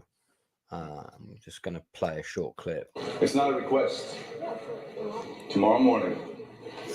You get my report in a couple of days, maybe a week. You don't like the timetable, you take it up with Gilroy. I don't have to. In this building, I'm in charge. Well, maybe in your own mind, amigo. But in the real world, I don't answer to you. Not today, not tomorrow, not even on Cinco de Mayo. Jesus. So badass. And that happens in front of the entire department. Yeah. And it just like sets it up so brilliantly. It's like Benito is such a great actor. Look what he's doing with just his face. Like he doesn't throw something against a wall. He doesn't freak out. He doesn't do one of those cliche, what are y'all looking at? Get back to work. He doesn't do it. He just look at his face just like, oh, you mamma jamma, you. Yeah. It's all behind the eyes. Such a good scene. And just so for anyone watching, I have ripped these from my DVD collection, which are all on the wall behind me. I do own the physical media of the entire show. Well, all my stills are from Hulu, and I do pay for Hulu. So there you go. Absolutely fabulous moment. Darth. My favorite line is where Aceveda says Vic Mackey is Al Capone with a badge. That was my favorite line. As far as the best scene goes, it's hard to take anything away from that final scene. The way the episode ended, it's probably the best ending to a pilot I've seen since Game of Thrones, which also had a very shocking ending, if you recall. Yeah. Good point. But I think the scene I'm going to go with is probably where Vic goes into Aceveda's office, and they have the lawyer there. And they're having that little back and forth exchange, like, oh, I don't remember it like that. I don't think my guys remember that either. I don't remember nothing about the players. Yeah. Good. That was a great scene. That really goes to not just his attitude, but how he deflects criticism, how he deflects challenges to his status. Yeah, that's what I'm going with. It's well said. So, another clip I want to show before we talk about episodes 2 and 3 is this, because I love the dynamic between Dutch and Danny. But it's what happens after this that I want to ask my panel for their opinion on something. Let's just show this. Go out with you and the guys and stuff and hear some of the old stories. What's that smell? What? You don't smell that? Oh man, yeah.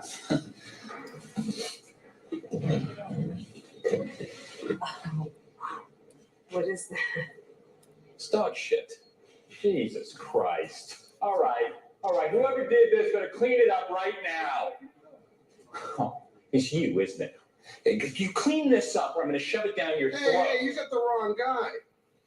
I promise you, I am not going to rest until the culprit is brought to justice, buddy. Hey, attention, everyone. I'm declaring this an official crime scene. Nobody leaves here without providing a stool sample. Right, now, question to the panel. Who put the shit in the drawer? Inside Man, any idea?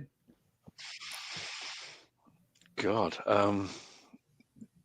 No idea. Well, I mean, it's one of the characters that we've seen, so you can take a guess. I mean, the obvious one's gonna be Mackie, but I don't know. Okay. I know. So there's a follow-on scene from this, right, where these two are talking. Some other cop would put dog crap in his locker or desk. Remind him he's just one guy, part of the team. You heard about that, huh? Right now, her facial expression says it happened before. So the question is, was it Acevedo or was it Claudette? No, Claudette, dude. Yeah, it was Claudette. So Claudette did it to him to bring him down a peg. Yeah, Claudette. Yeah. So even she's not like beneath, poking fun at him. That's very telling about her character. And that scene is so beautifully played. So the way she doesn't do the expression until he can't see it. Inside Man, I'm surprised you didn't pick up on that. But also, it does show that because what Vic says earlier that Dutch thinks he's better than us, and he does. And Claudette, as his partner and as a future friend, she does got to knock this guy off his pedestal. Correct. Yeah. Well, okay, let's talk about episodes 2 and 3. We're not going to go through all the characters again and stuff, but I'm gonna shout out any additional actors that come on that we haven't met to date. So I'll take that down. So basically we get a lot of progression about the characters. There's an investigation by AIB into Crowley's shooting. Ultimately, the result of that is that Mackie and his team get off. It all sort of seems to check out. Acevedo is not convinced. He thinks Crowley was murdered. He decides to start his own investigation. He pulls Shane Vendrell in for questioning, deliberately timing it so that Vic is not there to protect him. And he hammers away at Shane. And Shane is a very bad liar. And both Acevedo and Dutch pick up on this. So that's one of the things that happens. We're also introduced to Lieutenant, is it Gilroy? Who's basically Vic's old boss, but he's gone higher up the ladder. Is it Chief? Gilroy. So he's the chief, yeah. And for those people who might recognize the actor, well, he used to be on Miami Vice. He used to play one of the main characters, the two guys that drove around in the bug van, pretending to be pest control. He was one of them. And that's played by John Deal. Who's an actor that's also been in things like Beverly Hills Cop and a whole load of other stuff. So we get more of an insight into the cultural dynamics as well in terms of gang recruitment in LA. Very reminiscent of the film with Robert Duvall and Sean Penn, Colors, if people remember that. Yeah, yeah. It's quite, and that was a good movie. There's quite a lot of narrative of the gang culture that was in that film in this episode. We get a bit more time with Julian and Lem. Lem genuinely doesn't know. This is the episode where we learn that Lem doesn't know that Mackie shot him. Right. Yeah. That's where the whole fist through the window thing comes. Is actually a genuine reaction. It's not him faking it. So you've got a couple of you've got a couple of powerhouse supporting cast members in this episode, including the actress who plays the IAD member. I'll credit her in a second. The young Mexican actors in this episode are very good. We didn't mention the storyline, which becomes it recurs several times. The storyline in episode 1 about the guy getting his tires slashed, and it's the two black dudes are fighting over possibly one of the ugliest women on the planet. We're going to circle back around to that story. I should mention it. And it's kind of mystifying why these guys are like that. There's a flashback scene with Crowley where he's been indoctrinated into the team. So we see them all getting on with him and, placing your trust in him. There's stuff that sets up Julian and the boys and the pressure to be one of the lads with the rest of the police, while in the meantime, Danny is trying to sort of say, don't be influenced by those guys. They're idiots. Then we've got more tension between Dutch and Vic and Aceveda. Vic's on the street trying to get information and on a murder and so on. And somebody's been murdered and we realize it's a gang initiation thing. We also learn about the relationship between Gilroy and Vic and how both have got dirt on each other, hence they're both protecting each other. We don't know what that is, but we know it exists. And that's a very, very important scene with John Deal, who's an actor that I think is massively underrated. So it just really the second episode fleshes out a lot of stuff. There's only the flashbacks are brief. I'm glad they didn't do lots of flashbacks. We'll talk about it when we get to it, but later in this season, we have a episode called Pre-Pilot, which is set 3 months before the first episode, and it's incredibly good writing. Co-pilot. Is it co-pilot? Is it? Yeah. It sets up all the relationships that we see, and you kind of get to learn how they came to be. I found, particularly with Wagon Butch and Claudette, that's a great episode. Yeah, we see Mackie as, kind of racked with a bit of guilt. So I'm going to mention a few cast members here in supporting roles. I don't think it's this episode where we meet Julian's lover. I think that's episode 3. Yes. Yeah, thank you. Or lover to be. But supporting cast on this one. Pretty extensive one with one particular guy. Yeah. Hang on a second. That's the wrong screen. I do apologize. So it's this one we want.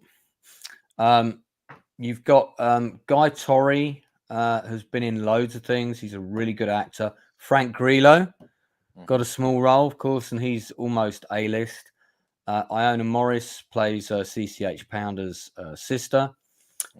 April Grace, who is interrogating Mackie. Now, I don't know if you guys remember this, but in the movie Magnolia, with the ensemble film, Tom Cruise is playing that kind of dating guru guy.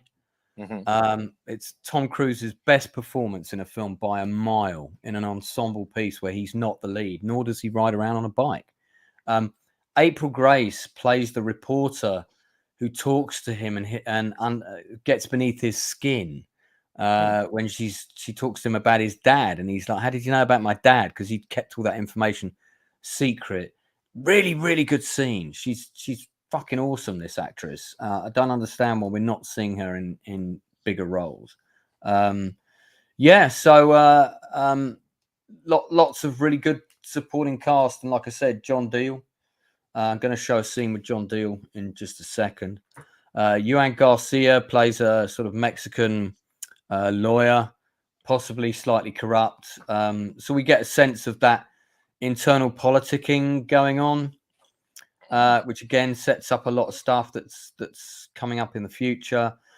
The other thing this episode does really well, which I thought was such a great idea, is the comparison between the two funerals taking place at the same time. Yeah. That's so clever. I don't know who came up with that idea, but you have the difference in terms of the quality of the caskets, the different music that's being playing, all the gang guys there that wearing the gang colors, while you've got the police, with their white cotton gloves on, just a bit further along in the cemetery. Really good idea. Extremely clever. Works. Each gang having their own sort of traditions that they do to send their soldier off to Valhalla. They each do their own, you have the 21 gun salute for the cops, and then they're leaving little mementos on the casket of the gang member like that. Episode 2, Our Gang, directed by Gary Fleder. Writers credited are Sean Ryan. Kurt Sutter is already writing on the show by episode 2. Yep. I got that wrong. I thought he came in as an actor first. Oh, sure. Mentioned he did a bit of writing, and then I think it must have been the other way around. He was on the writers team, but also mentioned, hey, I can do a bit of acting, and came and played a psychotic later in the show. Scott Rosenbaum is the third credited writer on this episode. Quickly from each of the panelists, anything you want to say of particular interest about this episode, a shout out you want to give, or anything you think it does particularly well? You mentioned about the contrast of funerals. I thought that was a really interesting idea. It's not the first time this kind of thing has been done, but it was a really interesting idea, the comparison between the two, or the contrast between the two. But that little speech at the cop's funeral, that was pretty much made up on the fly. That wasn't scripted. Right. I didn't know that. Yeah, so that was pretty much made up by the actor on the day. That's impressive. That's Benito Martinez. Yes, yeah. I do like the fact when they're going to arrest this kid, instead of going in straight away to get him, they see he's about to have his initiation. So Mackey's like, no, let's let him get the shit beaten out of him first. Then we'll arrest him. Yeah. So narcissistic. Chris, anything?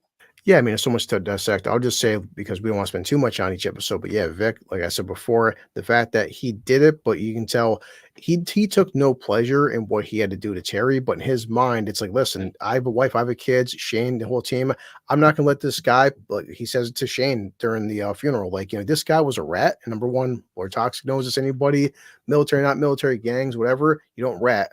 But number two, it's like, you were going to jeopardize my life, Shane's, like all four of us. I mean, and you wanted to put me, especially anybody knows, being a cop in prison, that's not, that's basically a death sentence, and one, because considering half the guys in there you probably put in there, and a guy like Vic Mackey would not last that long in prison. So it's like, Terry, I'm not going down for you, dude.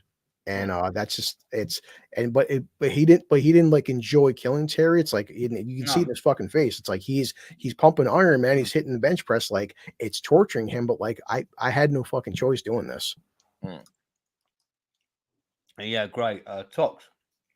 Yeah, I mean, I disagree.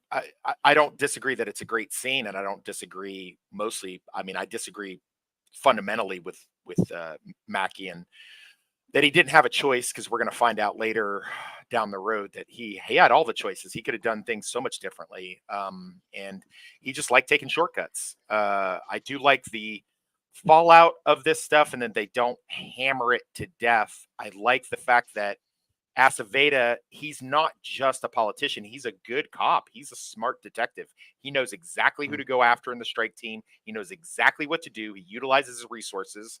He has Dutch go after him. But he's also a politician enough to know, all right, if I need to tread carefully around Vic, because Vic could really screw me up here. So, politics wise. So yeah, I like it. I like this episode. It's a good follow-up episode to this. I was happy to get past it and go to the other ones, but yeah, it's a good follow-up to the pilot. Darth? Because I think there was like a 3-month break, wasn't there, between the pilot airing and the show being picked up? Possibly. Not sure about that. Not No, sure. I don't think that's true. I think Inside Man, there was a 3-month break between the pilot being shot and then them going into production, but the pilot wasn't aired for the general public. It was just, it did the rounds pilot season. Yeah, no, this was a week later because it came out March 19th. The second episode in the UK came right out after the first. And the first episode was March 12th. So so they yeah. probably made the pilot 3 months before the show. Yeah, a 3-month break. Yeah, a 3-month break between the pilot and the episode 2. Not necessarily its airing. No, but yeah, in terms of its construction, yeah, absolutely. Darth. Like Vic spends much of the episode rationalizing everything that everything they've done to now, and it continues into the future. He rationalizes everything that he does. He's right all the time. He's just back to his controller nature. He has to be in control all the time. Yeah. He's applying his street brutality, and I don't mean just physical brutality. I mean his brute force personality to every facet of his life. He's not leaving it at the door. He has to make it work on the street. I have to do it like this on the street because it's the streets. The streets will eat you alive. But it makes him lazy. As Talk has already said, he's starting to take shortcuts. He's starting to take the quick way out. Yeah. So he's applying it in every facet of his life, not just being a cop on the street.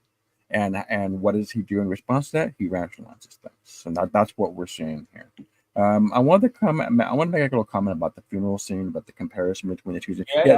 It's a great scene, I agree, but it reminds me of a story I heard. I wanted to share it here, You've got 2 minutes. You got 2 minutes. Share it quickly.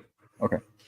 So something like that happened. There was a black youth. He got involved in crime, and he got involved with the shootout with the police, and he was killed by the police. So there was a funeral, and the preacher went up there, and he started to give the eulogy, and the whole family there was a standing room only inside the church, and the preacher said, "This boy's in hell now, and if you don't straighten up and get your life together, you're going to go to hell too to be with him." Damn. So they took him outside and they beat him up. Damn. Yeah. Now that's a sermon. That's what I thought of when I saw that scene. I couldn't help it. They beat up a priest. God damn. They beat him up. Yeah. A film about that. No, he wasn't in Fleabag. That is incorrect. At least not that I remember. No, he wasn't. I have seen it. Bit of a tidbit here. Pablo Santos, who played the kid, died 4 years later in a plane crash along with his friend. Damn. Shit. What was that? Like a commercial flight or? Yeah. Damn. That's sad. One thing if I can point out real quickly is the in the pilot episode we all watched it. All the military guys, and we noticed we're like, hey, if she's the TO, the training officer, where's her stripes at? And then they literally fixed it in the next episode. We're like, oh, there they are. Okay, she's got them on. So, her chevrons. Uninspired reviewer is in the chat. For anyone who doesn't know, he's a 14-year-old YouTuber from France with very impressive dreadlocks, and frequently does stuff on Dark Hours channel, and is allowed to stay up way past his bedtime. He knows Dark Hour? What? Yeah, well, they do stuff together. That's what I heard. That's what I heard. What? That's crazy. Say what? So, yeah, and Uninspired. If you haven't seen this series, man, get on it. And actually, then you can pop on one of these and tell us what you think of it. Get season 1 now. It's available on Hulu and other places. You can always find the DVD box sets in those, sale and return places. Yeah, so one other thing I want to do before we move on to episode 3 is I want to give a very strong shout out to the DOP, the director of photography. This is the guy who is responsible for the visual look of the show. And, the visual look of the show is very visceral, very raw, very immediate, very in your face, matches the soundtrack. That is Ron Schmidt. He's a DOP with substantial credits, but here's what's really interesting. So he did most of the episodes of The Shield, 79 episodes. I think that's, well over probably about 85% of them. 88. Now, yeah. So when Chicago PD came out, the first thing I thought of was tonally, this is the closest thing in the Law and Order franchise that feels like they're really pushing it in the direction of The Shield. It's not going to go quite that far, but you had a corrupt cop who kills people if he needs to. And lo and behold, same DOP responsible for the look of that show. So they obviously went, well, who shot The Shield? Let's get him in. Also, the cinematographer on The Mist, which is a fantastic movie. More recently, he's done one episode of Black Mafia Family. That is a good show. I've seen it. If you haven't seen it, I recommend it. And various other credits, including working on 25 episodes of The Walking Dead. So I dare say Gail Ann Hurd is going to know this guy. In fact, I'm almost 100% she will. I will ask her about him on Wednesday. I'm curious to see what he got started. Did I see Casualties of War on here? Did I see that? Or am I imagining things? Philadelphia Experiment 2. No, so his first ever credit was Dead of Night, which is a sort of straight to DVD horror film. Like a lot of DOPs cut their teeth in horror. He also did Brain Dead. And Ghoulies 3, Ghoulies Go to College, which is Toxic's favorite of the Ghoulie franchise. Oh, for sure. Yeah, it's got to be. Yeah. Yeah. Well, why wouldn't you? Beastmaster 2, Through the Portal of Time. But yeah, I mean, this is a guy who's worked his way up. Starting off in B movies, gradually creeping the ladder, earning his spurs. This is why when he gets to do something like The Shield, which is, I guess you could say, is just before the midpoint of his career, he knows his shit. You're giving that job to the right person who has earned that role. Blood, sweat, and tears, and gone on to have a number of substantial sort of highbrow credits since. Really love the look of the show. Check out this fishing trip with this actor from The Shield, and who also appears in Chicago PD. Isai Morales, man, what a great actor. He was in American Me, which is well, that's a film, but we won't go there. So Would you mind if I just mentioned the locations in this? Because I believe it was either the location manager or the location scout that he was responsible for. He was an ex-cop, and he was the one that was responsible for finding every single one of these locations. And because I believe they were actually going to originally slated to shoot in Toronto. And there was this insistence of, look, we've got to make this in LA. This has to be made in LA.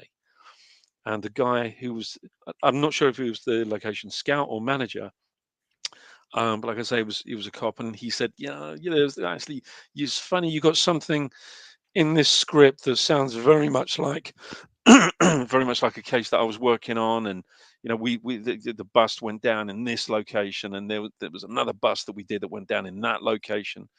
And they used all these locations for these major busts that they had that were very, very similar to the busts in The Shield. and they used all these real locations. I thought it was amazing. Inspired Well, the use of that church as well. the location manager was Stephen Skolnick, and it might be that the person you're referring to was maybe one of the production managers, because Stephen Skolnick was also the location manager on Big Trouble in Little China. Damn. Right. So he's got a career working as location manager in pretty much exclusively Los Angeles, going back some ways. Also did Iron Eagle, Return of the Living Dead Part 2, Coming to America, Black Rain for Ridley Scott, Point of No Return, Hollywood Confidential. Only 9 episodes of The Shield. So I suspect it's not him. I wonder if I it would think have it's the location maybe scout then. It's the it scout. might have been or he might have been a technical advisor on the show. You know, a former retired cop. He could well have been a technical advisor as well, but I know he was. This ex-cop was responsible for finding all the locations and Well, we'll see if we take them to can. these. Yeah, I do remember that story, so we'll see if we Mm. can get their name for next week and give them an appropriate shout out. Anyone want to say anything else about episode 2, and then we'll jump on to episode 3 and speed through it fairly quickly? Nope. No. Okay. So kill that down. We go to episode 3. 3 here. The meat of this narrative is much more focused on Catherine Dent and Julian's relationship. Yeah, stills are up. Thank you. And this is where we find out why Julian was especially uncomfortable with receiving a blowy out the back. Normally something that myself and Toxic would be up for under any circumstances. With this lady, obviously he isn't particularly aroused by the ladies, as we find out. And it's just that one line from the guy who's arrested. Says, "Hey, I've seen you outside the church bar," or whatever it is. But the other narrative in this episode is the complexities of Vix having a relationship with a prostitute who's also a drug addict, who also accidentally killed somebody during during one of her Encounters. jobs. Encounters. Then we have the other subplot is that Mackie and his team, on a bogus trumped up charge, I think they arrest somebody from the LA Lakers who's due to play in a game that night, and they want to make sure he's going to miss the game. Therefore, it means that the game's probably going to be thrown, and Shane Vendrell bets $10,000 on the other team. So they come up with this scheme to kind of keep this guy in the flat. It's just like outrageous, but the sort of thing that you could predict that probably would have happened. Certainly, it's sold to us pretty well. It sounds like something that would happen in Chicago. Yeah, if you get my meaning. And we have more. I'm sure I do. We have more stuff with Dutch and Claudette, and some tensions between them. And he goes to see Asa Vader. This is also when we realise Dutch has picked up that there's a serial killer. It's the first hint of that, which is going to become a bit of a thread later. Good episode. Again, every line is precious. We find out loads about the characters and so on. I'll just, before I go to each of my panel, I'll just shout out any guest actors that appeared in episode 3. There's always somebody. I mean, again, we mentioned her in the pilot, but Vic's former side piece / informant gets a fair bit of screen time, and she's very good in the role. Then we have we've got a few other. Oh yeah, the sperm guy. Now that guy, he's done quite a lot of roles. Always Reservoir playing Dogs. Yeah, Reservoir Dogs. Was he one of the? Was he the cop? He was the cop in Reservoir Dogs. Kirk Baltz. Gets his ear cut off. He does. Yeah. Yeah, that whole storyline with the sperm was, but after watching that documentary, The Man with 1,000 Kids, well, we all know that happens. Kurt Sutter appears in this episode in his first acting role in the show, as well. So we see him as the kind of the silent heavy. And also, this is the first time that the Armenian mob are mentioned as being present in LA, which, as we know, will become a major storyline later. This actor who plays the basketball guy, is he a real basketball player? Do we know? I have no idea. I wouldn't think so. I swear I've seen him on another show or something.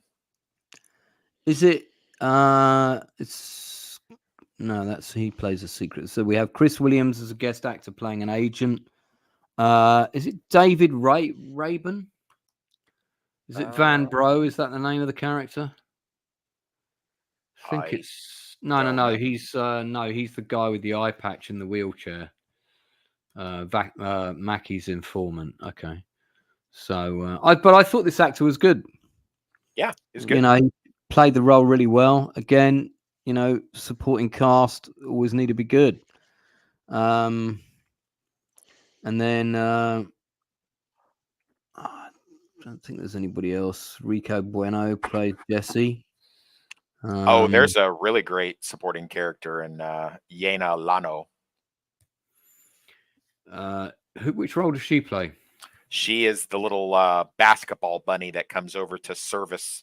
Oh yeah, player. God, yeah. They're like listening in. Yeah, is that's? I think she's uncredited, right? Adriana is her name. Right. I love the way that you're down with these details. You know the fine piece of arse that comes on that show. Yeah, she is, man. Details matter. Details matter. Yeah. Okay. And true. That's very true. Yeah. So I mean, it fleshes out a lot of the storylines, but in particular, the whole Julian thing. We sort of first get the first hints of that. Yeah. And then. Yeah, we've got the whole sperm storyline, got a bit more of the investigation stuff going on. There's the basketball ruse.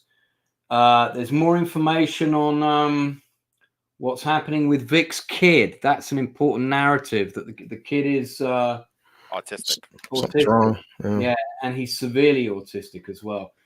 I feel like we need to get a picture up of this blonde lady that Toxic. Oh, it's coming up. Oh, you got one? Okay, Wait, good. oh. Yeah. Oh, sure. I can't, but she's not listed on the IMDb for this episode.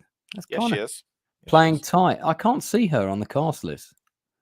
Because you're in the wrong episode, boss. Oh, thank you. Listen, I did dance for 10 hours and went to 2 raves yesterday. I hear you, I brother. might not be fully.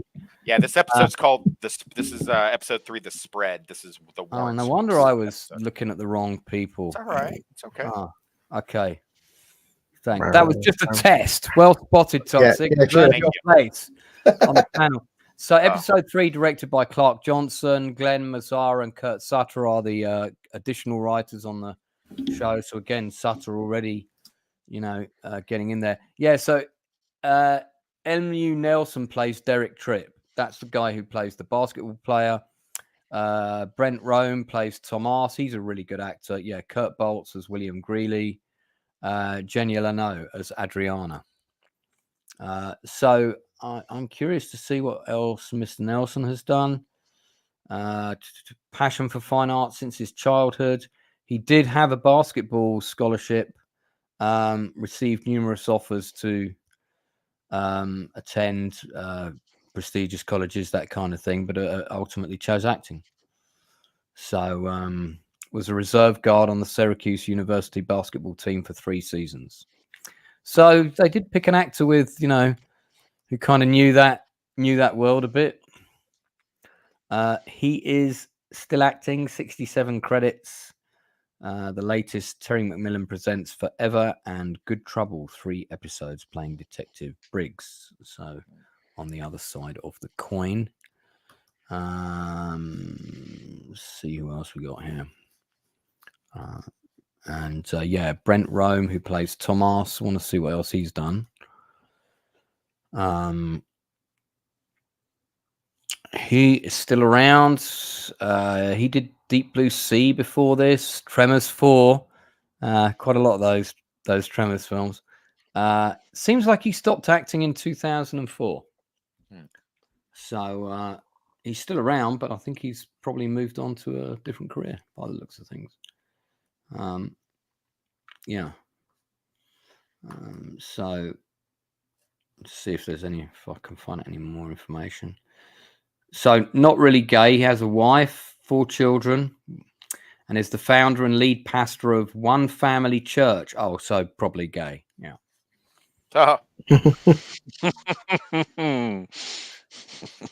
Sorry, too controversial.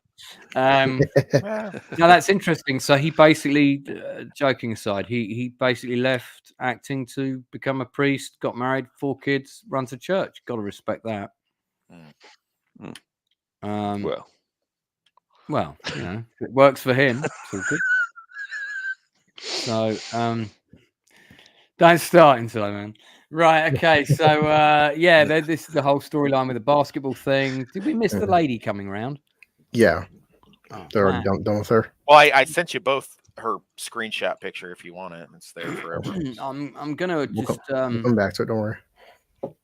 Yeah, Jenna Lano is an American actress and voiceover artist of European descent. Yeah, I think it's Yena. Yena. Actually. Yeah. Just reading through. She was also on Xena Warrior Princess. Trivia. Has a stay away 50 feet order against Lord Toxic in place of and for good reason. Yeah. But she was born in Russia, Moscow. That's trouble. They make the best woman. Yeah, I mean, listen, if her recent headshots are recent, she still looks great. 29 acting credits. Last one was Appleseed in 2019. So, yeah, comments from my panel on this episode. Anything in particular you want to point out or shout out, Inside Man? Yeah, I actually thought the basketball, the scene where they had the basketball guy, I thought that was actually going to go really dark. Yeah, I thought he was going to end up getting shot. Go wrong. Yeah. And it's so easily fortunately. Yeah. So that kind of subverted my expectations. I got to be honest with you. I do like the sperm guy interrogation. I thought that was a really good. My children. That was a really good scene. There. Really quite creepy. Yeah. Oh, that was that's the scene with Claudette where she does the whole paternal thing with him. She was brilliant. Yeah, she was brilliant in that scene. Yeah, I actually have to give the acting chops on this one too to her on this episode because that scene is brilliantly played. We know Jace got sentenced to 40 years. We covered that earlier, Melvin. Not to be touched upon again. Until we get to like the final episode of the final season and we do what is everyone doing now? Yeah. So how many of them have got the Me Too stamp on them? Chris, some people in chat would say, and I get that the whole sperm situation seems kind of disgusting, but as best as it is, I appreciate the realism because this is what real cops have to deal with. You can imagine being a detective, all the horrible shit. Like at some point, the showrunners had to have a detective friend or somebody they knew with like, hey, listen, this happened, you wouldn't believe this, and they'll put into a TV show. Because they often say, Lord Toxic is a better writer than, like, what's the term? Like, real life is stranger than fiction. Yeah. And it's like, and that's what the beauty of this show is. During the course of these 6 seasons, you can tell for a fact that like Lord Toxic has military experience. Some stuff may seem unbelievable. That I'm sure at some point cops would tell these guys the stuff they saw out in LA, and you think, no, this is made up. Like, no, this stuff really goes on. Yeah. Tox. Yeah, so this is the episode where I was like, okay, so this is going to be my show. Like this really found its legs. And that's not taking away anything from the pilot or the the second episode, but I think this shows you the constitution of Vic Mackey. Like, he is able to juggle the issue with his confidential informant, getting her out of this murder rap, doing their sweeps thing, keeping Shane under control from doing something really horrific, saving a baby's life from some tweaker, and dealing with his own issue with, the son being, diagnosed severely on the spectrum and stuff like that. Like he's really doing a lot of stuff. And it's kind of a running thing. I will tell you, I don't care for the sperm guy thing. I'm sure that probably is a true thing that happened. Oh no, it is. That did really happen. I'm sure, but I think that's a trope that when I used to watch ER back in the days, like the whole, hey, I have a headache. Oh, we'll take care of you in a second, sir. And then the guy's got an arrow in the back of his head, like that kind of shocking. I get it. I just it took up more of the runtime than I really cared for. There's a lot of stuff happening.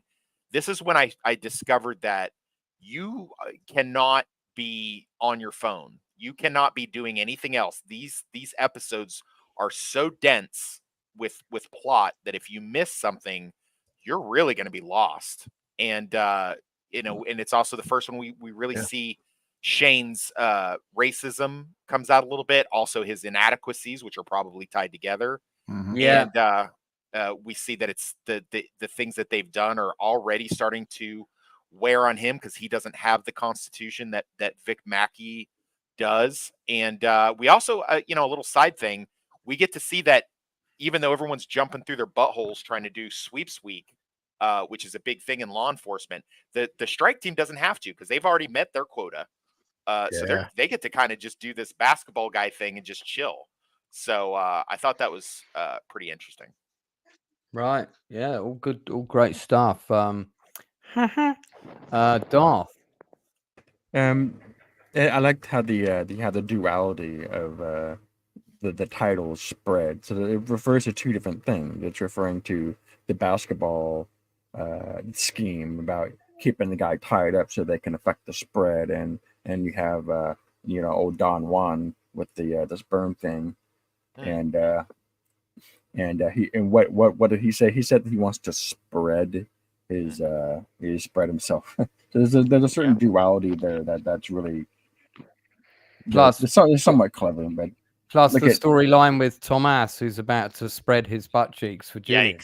Yikes! So but the storyline is utterly believable.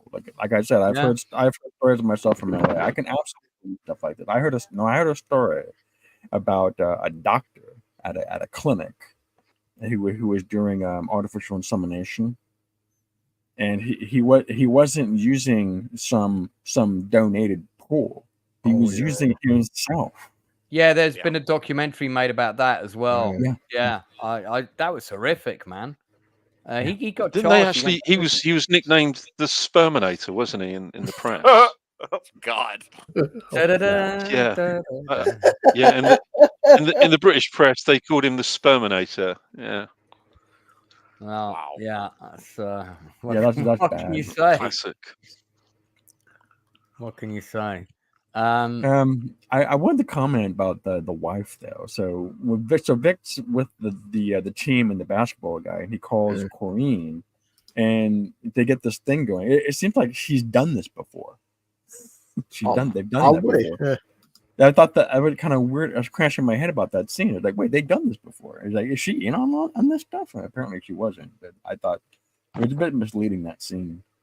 Well, I'm sorry. No, well, the cliffhanger, the drop at the end of the episode is twofold. I mean, it's kind of a double cliffhanger. One is the Julian going to see the guy and things beginning there, but then right after that, they have the meeting with the child psychologist about their son. We find out he's got severe autism. It's going to be expensive. It's going to mean private schools and all the rest of it. Which is going to mean money, which means Mackey's going to have to do more on the take. And then you have it ends with that scene in the car where they're not talking to each other, and all that you can hear is the basketball game, and it's saying about the guy being a no-show. Yep. Yeah. Stuck in traffic. I think. Yeah. Yeah, but they don't speak to each other. They're, you know, what's said about their relationship is quite monumental in that scene. Yeah, that was. Yeah. By the way, did you catch the reference to Fred Astaire? A modern audience is probably going to miss that reference, but he was a pretty well known guy in the 20th century. Do tell us the reference. Fred Astaire. Yeah, I know who he was. Okay. Where's the reference in the episode? The Dutch from Vic. He was making reference to Dutch, about how Dutch was kind of dancing around the suspect. And, oh, yeah. He said he's like he thinks he's Fred Astaire, but he was a really well-known guy in the 20th century as being a phenomenal actor, a phenomenal dancer. Yeah. Well, we'd all heard of him in childhood households of the 70s and 80s for sure. If you're born after 1975, chances are you're not going to have heard of him. No, that's highly likely. So episode 3. Oh, hang on, let me turn the sound down on that. I want to show a clip from this episode before we sort of start to wrap up. But if my panelists could think of what your scores are for each episode here, out of 10, 10 being the best, of course. I'm interested to hear your views. So, for me, these 3 episodes, especially watching them in quick succession, makes the show even stronger. The pilot is a no-brainer, 10 out of 10 for me. One of the best pilots ever made, best directed, really well filmed, acted, the whole thing. I think episodes 2 and 3 perfectly kind of underscore the various tensions between the different characters, and then of course there's a lot of setup for stuff in the future, particularly Julian's narrative, of course, because now we know he's gay, but he's in conflict with it, with his religious beliefs and of course everything else. So yeah, pretty interesting episode. My favorite scene though, in this episode, which could have so easily gone fucking sideways if Danny wasn't such an experienced cop, is this one where they're following up on a lead with a suspect. They got to do a entry at a house, and there's more guys there than they're expecting. We can tell the guys seem wired, and and the guy wants to come in, but they know there's other stuff. Why don't you go stand over there? I'm not doing anything. You heard me. Move. I thought you wanted him. 1 Tango 13 requesting backup 3015 and a half Southern. All right, come on, look, everybody's cool. Okay, let's just go. Tattoo man, you heard me? Get over there. Yeah, the tension in this episode is proper full on. Yeah, you have to be like that in LA. You have to be like that anytime that you carry a gun. Yeah. Oh dear, what's this under the sofa? Fucking Uzi. This is I mean, that's where you really see like what a great cop Danny is, and actually how lucky Julian is to be assigned to her. She's proper on that. If he had been with the the rookie bunny girl, the Hispanic hot girl that comes along in the show later, Paula Grasses. Yeah, Paula Grasses. Oh god. Yeah, if Julian had been with her and she'd been in Danny's shoes, she would have either shot somebody or she would have got shot, and that would have gone south like really fucking quickly. Great scene. That's my favorite scene in episode 3. I really like that.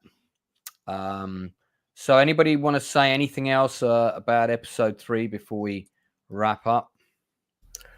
I think like people in chat said, Claudette and CCH Pounder, her getting into the psyche of this sick guy. I mean, and the thing is, that's what's even tragic is they confirmed he's got a brain tumor, and Yeah. so he actually is sick. And it's like, and it's not saying excuse him. I mean, it's weird what he's doing, but he actually is mentally messed up. And yeah, CCH Pounder, she nails that entire scene that she's with him. Like, just great acting.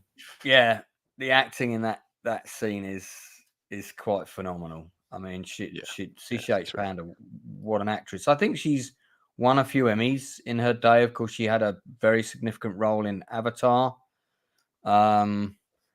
But yeah, the way she plays this guy, it's like, Dutch, you're good at interrogating certain type of guys, but this is my territory. Move over.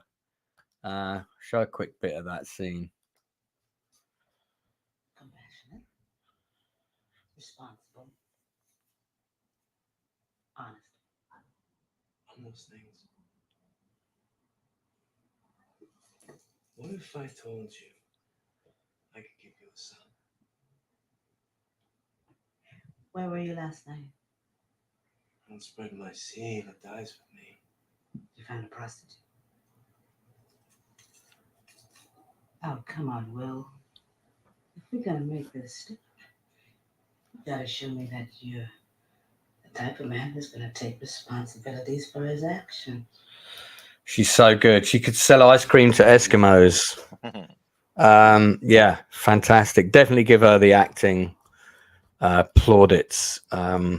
So yeah, my ratings for episodes 1, 2, and 3 in the following order are 10 out of 10 for episode 1, and I give 2 and 3 9 out of 10. So pretty high ratings for me.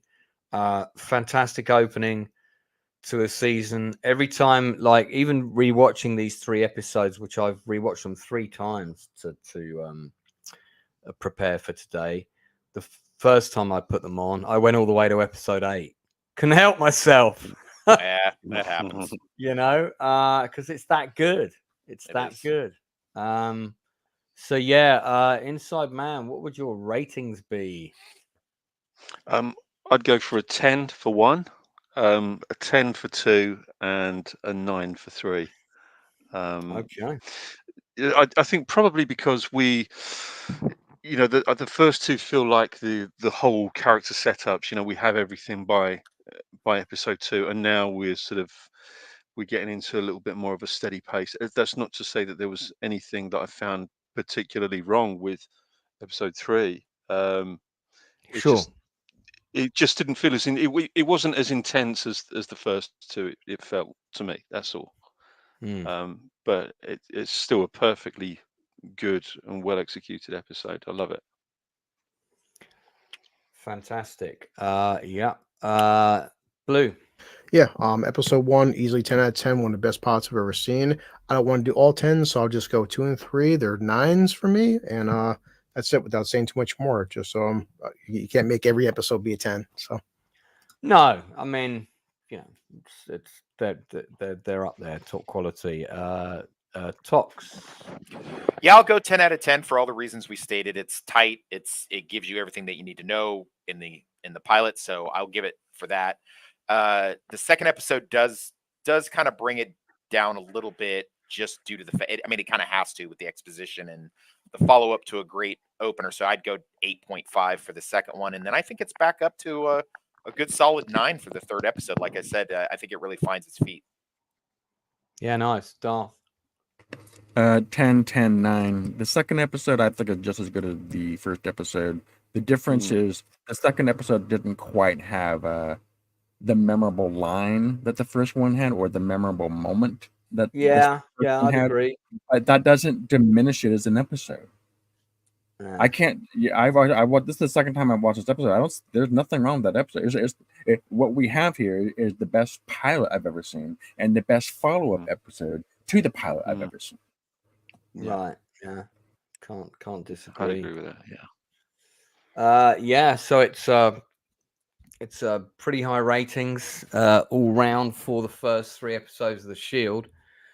We will be subject to my ability to stand, we will be getting into episodes 4 and 5. I'm going to ask my panel to always prepare for 3, but sometimes we may do 2, sometimes we may do 3. But 4 and 5 for sure. We may cover episode 6 as well for next week. So coming up, we've got the Nielsen ratings on Tuesday, and those of you that are coming back for that, Blue and Inside Man, I have a specific thing I want you to watch. Just dropped on Netflix is the 9-episode drama series about the Mendez brothers who killed their parents. Oh my God. Yeah, and I've just watched the first episode, and I mean, look, it's not a spoiler because we know they killed their parents, right? Yeah, You yeah. see them kill their parents in episode 1. It's possibly one of the most brutal, gory sequences of people being murdered that I've ever seen committed to film or television. It's so brutally real and horrendous, and you just think, oh my God. And that's a really interesting case because it went back and forth between people whether, did these guys really do it? Well, they did it, but, were they pushed into doing it because they were constantly brutalized at home, or did they oversell that card and use that as an excuse? I don't confess to know the case intimately, although I did follow it at the time. And there have been other show. I think there was another show made about it, and I think there's also a TV movie about the case, but this one is a whole different level. So definitely watch the first couple of episodes if you can for Tuesday night, because I want to get into that in some detail. Then of course on Wednesday, subject to getting all the technicals working, as we have to do it on Zoom, we have the Gail Ann Hurd interview. I'm going to play out when we finish tonight with a short showreel of some of her work. Of course, I've only got her for 60 minutes. Questions will be extremely limited because I had to submit them all in advance. So I don't know how many I can take from the chat, if any. And we have to do it via Zoom. So we won't have all the StreamYard bells and whistles like the scrolling text and videos and so forth as easily. So the link that is up for the interview now will have the information for the new streaming link added into it. So you can go to that link and then you can click onto the other one and that will take you there. That is at 6 p.m. UK time. Blue, Inside Man, you got anything you want to plug? No, I'm working on Transformers 1 video. Go see it. Real good movie. The only good Transformers movie, the first one. Inside Man, anything? Well, I mean, obviously, I'm going to be chucking in a few odd things to talk about for Tuesday. Your mixed Italian salad offerings. Yeah. Yeah. Just like the mama used to make. Yeah. So, a few sort of odd things in there, but got a very, very busy week this week. But I'm looking forward to doing that, and looking forward to coming back for the Shield. And I will just say that I've been missing Blue quite a bit, actually. But it's good to see him. We all miss Blue, especially when he's incarcerated. I'm not going to lie, I've shed a tear or two. But I'm glad to be in his company this evening. Thanks, buddy. Company in blue collars. Company is always company well spent. Oh, that reminds me, I'm going to be on Open Bar this Thursday. Oh yeah, all right. So that'll be fun, and hopefully that will get me over the 4K subscription. So with a bit of luck. Tox, you got anything you want to plug? Yeah, tomorrow's it's Monday, so it's my big YouTube day. I'll be doing more of that hilarious Matt Berry show with Northern English Bastard if he can get his technical stuff sorted. Is this the one that he does about the actor Toast of London, or are you doing that one? No, it's what's it called? Garth Inside Man? Marenghi's Dark Place. Garth Marenghi's Dark Place. Right. Is Matt Berry in that? Yes. Yes, sir. he is. Yeah. Yeah. Okay. I'll And probably then need to rewatch this. Monday's my usual Highlander stream with my friend Dudicus, and I'll also be premiering my video for Consider the Source: Sharp Objects, the HBO miniseries versus the source material novel by Gillian Flynn. Sounds exciting. Interesting. Darth, I know you don't have a YouTube channel, but I will mention a couple of things though. Yeah, I was going to say, but if there's anything you want to plug. So since you mentioned the Menendez thing, I wanted to recommend a series, a TV movie series from the 80s called Fatal Vision. Have you've ever heard that? I've seen it. Okay. That was one of the one of the Odyssey releases. Yeah, that's about the Jeffrey McDonald murder case. Yeah. The Odyssey label back in the day, they were like the hallmark straight to video movies for true story crime thrillers. Right. And they did a really good 2-part one on Ted Bundy, the deliberate stranger. Mark Harmon played him. That was extremely good for the really good. Yeah, terrible electronic musical score that's dated so badly with someone playing their Yamaha organ in the garage and recording it. But that aside, it's great performance from Mark Harmon in that role. And but the McDonald thing was really disturbing. He's a Green Beret medical doctor who kills his family. It's unbelievable. Yeah. The other thing I'll mention, and this is important. Don't forget to mention your poll. Oh yes, thank you. Oh yeah, well done. To remind me, well and done. you remember to remind me. Okay, so let's have a look at the poll. Vic Mackey wins with 73% by the looks of things. Let's end the poll. I didn't vote myself actually, but I probably would have voted for Claudette or Dutch. Yeah, I didn't either. Danny Sofa gets 0%. No one liked the hot cop. Claudette wins 9%, Dutch 18. So a few people for Dutch, 72% for Vic Mackey. So there you go. Yeah, fair enough. All right. Well, just remains me to say thanks to my wonderful panel, all 5 of you, or including me, of course. Was hoping to have Zax on, who I know is a really big fan of the Shield. Hopefully he'll join us maybe next week or another time. You're all welcome, of course, to come back next Sunday. I hope you can make it. And we'll get into it more. We've got votes for Team Dutch here, Team Claudette. So nice to see you, hey Louise, and thanks for what you said about we will get into Vic's wife when her story develops a bit more. We played by Sean Bryan's wife in real life. Okay, so don't forget, tune in Tuesday 10 p.m. for our regular streaming show, and Wednesday at 6 p.m. UK time, slightly earlier than normal, but of course I do always work around my guests, where I'm going to be interviewing the woman responsible for producing all of this. They're coming. Humanoids from the deep. Follow that car. At first, no one believed it. Alligator. The first comedy made expressly for the insane. Arnold Schwarzenegger is the Terminator.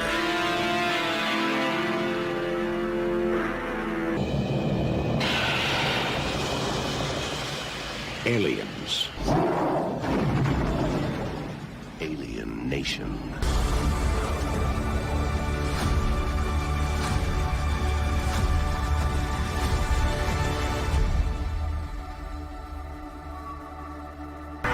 Kevin Bacon, Fred Ward,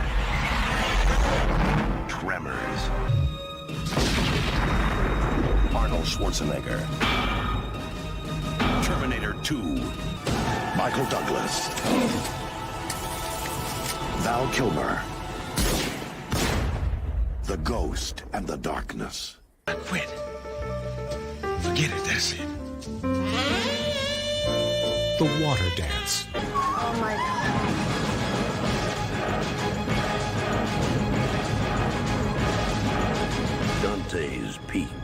No, no, no, no, no, no, no, no.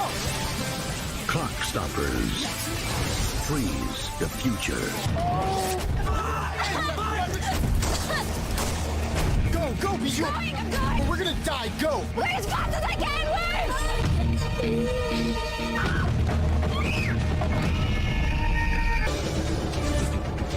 You may want to duck.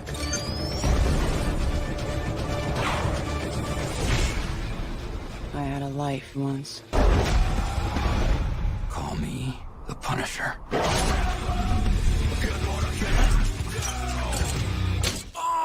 Shouldn't play with knives.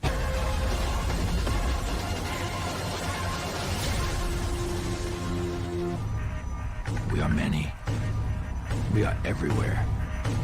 The end begins now. I can't arrest people for doing their job. Welcome to Hellfest.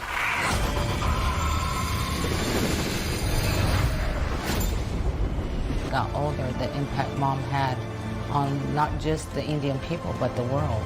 In a just country, she would have been elected president.